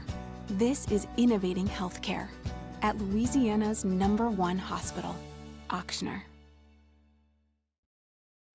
Oh, hey, what's up? It's Big D and Bubba, 100.7 The Tiger Morning Show. We'd love for you to join us every weekday, 4 a.m. till 9 a.m. Yeah, everything you want in a show. Country music. We got laughs. We got celebrity in-studio guests. We just need you. Join us every weekday morning, 4 a.m. to 9 a.m., right where it all started. That's right. Louisiana's country station, 100.7 The Tiger. ServiceMaster Elite create clean, disinfected work environments. As a local business, we take pride in serving the New Orleans and Baton Rouge areas. Our cleaning protocols follow CDC and OSHA standards for healthcare settings, offices, senior living, restaurants, and industrial plants. Contact ServiceMaster Elite to get your operation ready for reopening with germ disinfection. Hey, it's Matt Moscona inviting you to join us for Tuesday's AFR, presented by Insurance Network of Louisiana. Ed Ogeron meets with the media to preview the McNeese game and the latest from Saints practice as they get ready for the opener. Join us 3 to 6, 104.5 ESPN Baton Rouge.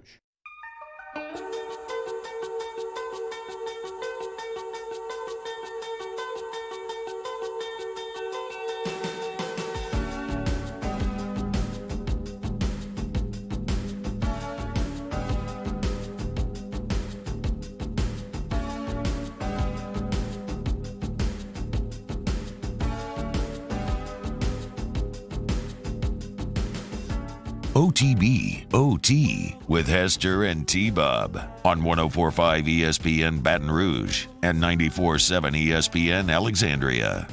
I did pull a little bit of a Brian Kelly there. I like execution, and my team should be executed. Yeah. Not the right joke, Coach. You bungled it. You put the emphasis on the wrong syllable. Joseph Claymont has already had time for a little Ask the Bench, brought by Cold Curse Light, Vizzy Hard Tilton, Blue Moon Light Sky Citrus Sweet. If LSU goes 6-6 this year, do you think Coach O survives? Not asking what you think should happen, what do you think will happen given the high standards at LSU? No, I think anything 7-5 or under is almost a guarantee.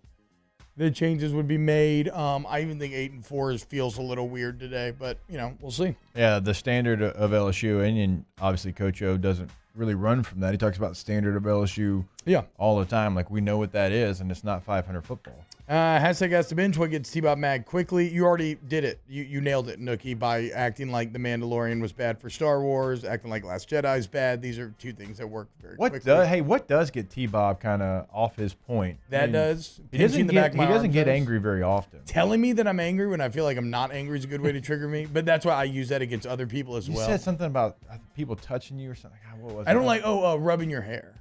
Yeah. It's very disrespectful to rub another man's head. head. Hey there, T-Bob. You can't tousle another man's hair. Yeah, that's what it was. I knew it was something it's like horrible. That. Yeah. Hashtag Ask the Bench. What team is better, FSU or UCLA?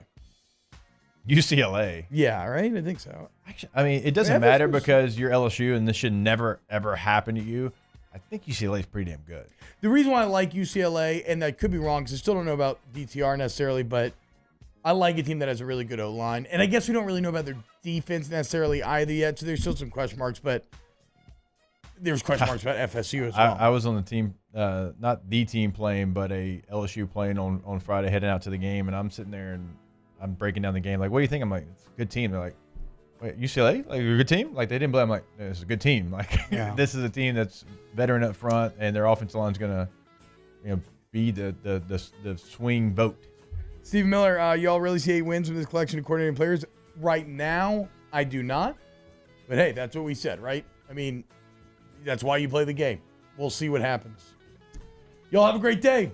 Tuesday's in the books. Brandon Walker is going to be on tomorrow. Sweet. OTB, OT. Go to RejuveMeMedical.com today. RejuveMeMedical.com. Restore me, refuel me, rejuve me. I mean, if you look at early Brandon Walker versus late Brandon Walker, it looks like he might have been hitting up Rejuve me. Big time glow up. If you want to experience a similar glow up, get some of that energy back rolling out of bed, energy back rolling into bed. Get rid of some of that fat that you can't get rid of. Your kind of just overall mental disposition. Rejuve me can help you accomplish all of this and more through a plan that is customized for you. So I don't care if you're Denham Springs, Baton Rouge, or Metairie, Jake, Rejuve me's there for you. Yeah, and I told y'all yesterday, and it's true. Like, if you travel to the UCLA game, you're getting back, and it's a couple of days later, and you're still, like, lethargic, and you're like, wait a minute, I can't bounce back like I used to. Well, they can treat that. That's something that they can treat. You can get back to feeling like your youthful self. A couple of ways to get in contact with them. We always say RejuveMeMedical.com. You can get a consultation right there on the website, or call them, ask them a question, set something up, 225-230-4201.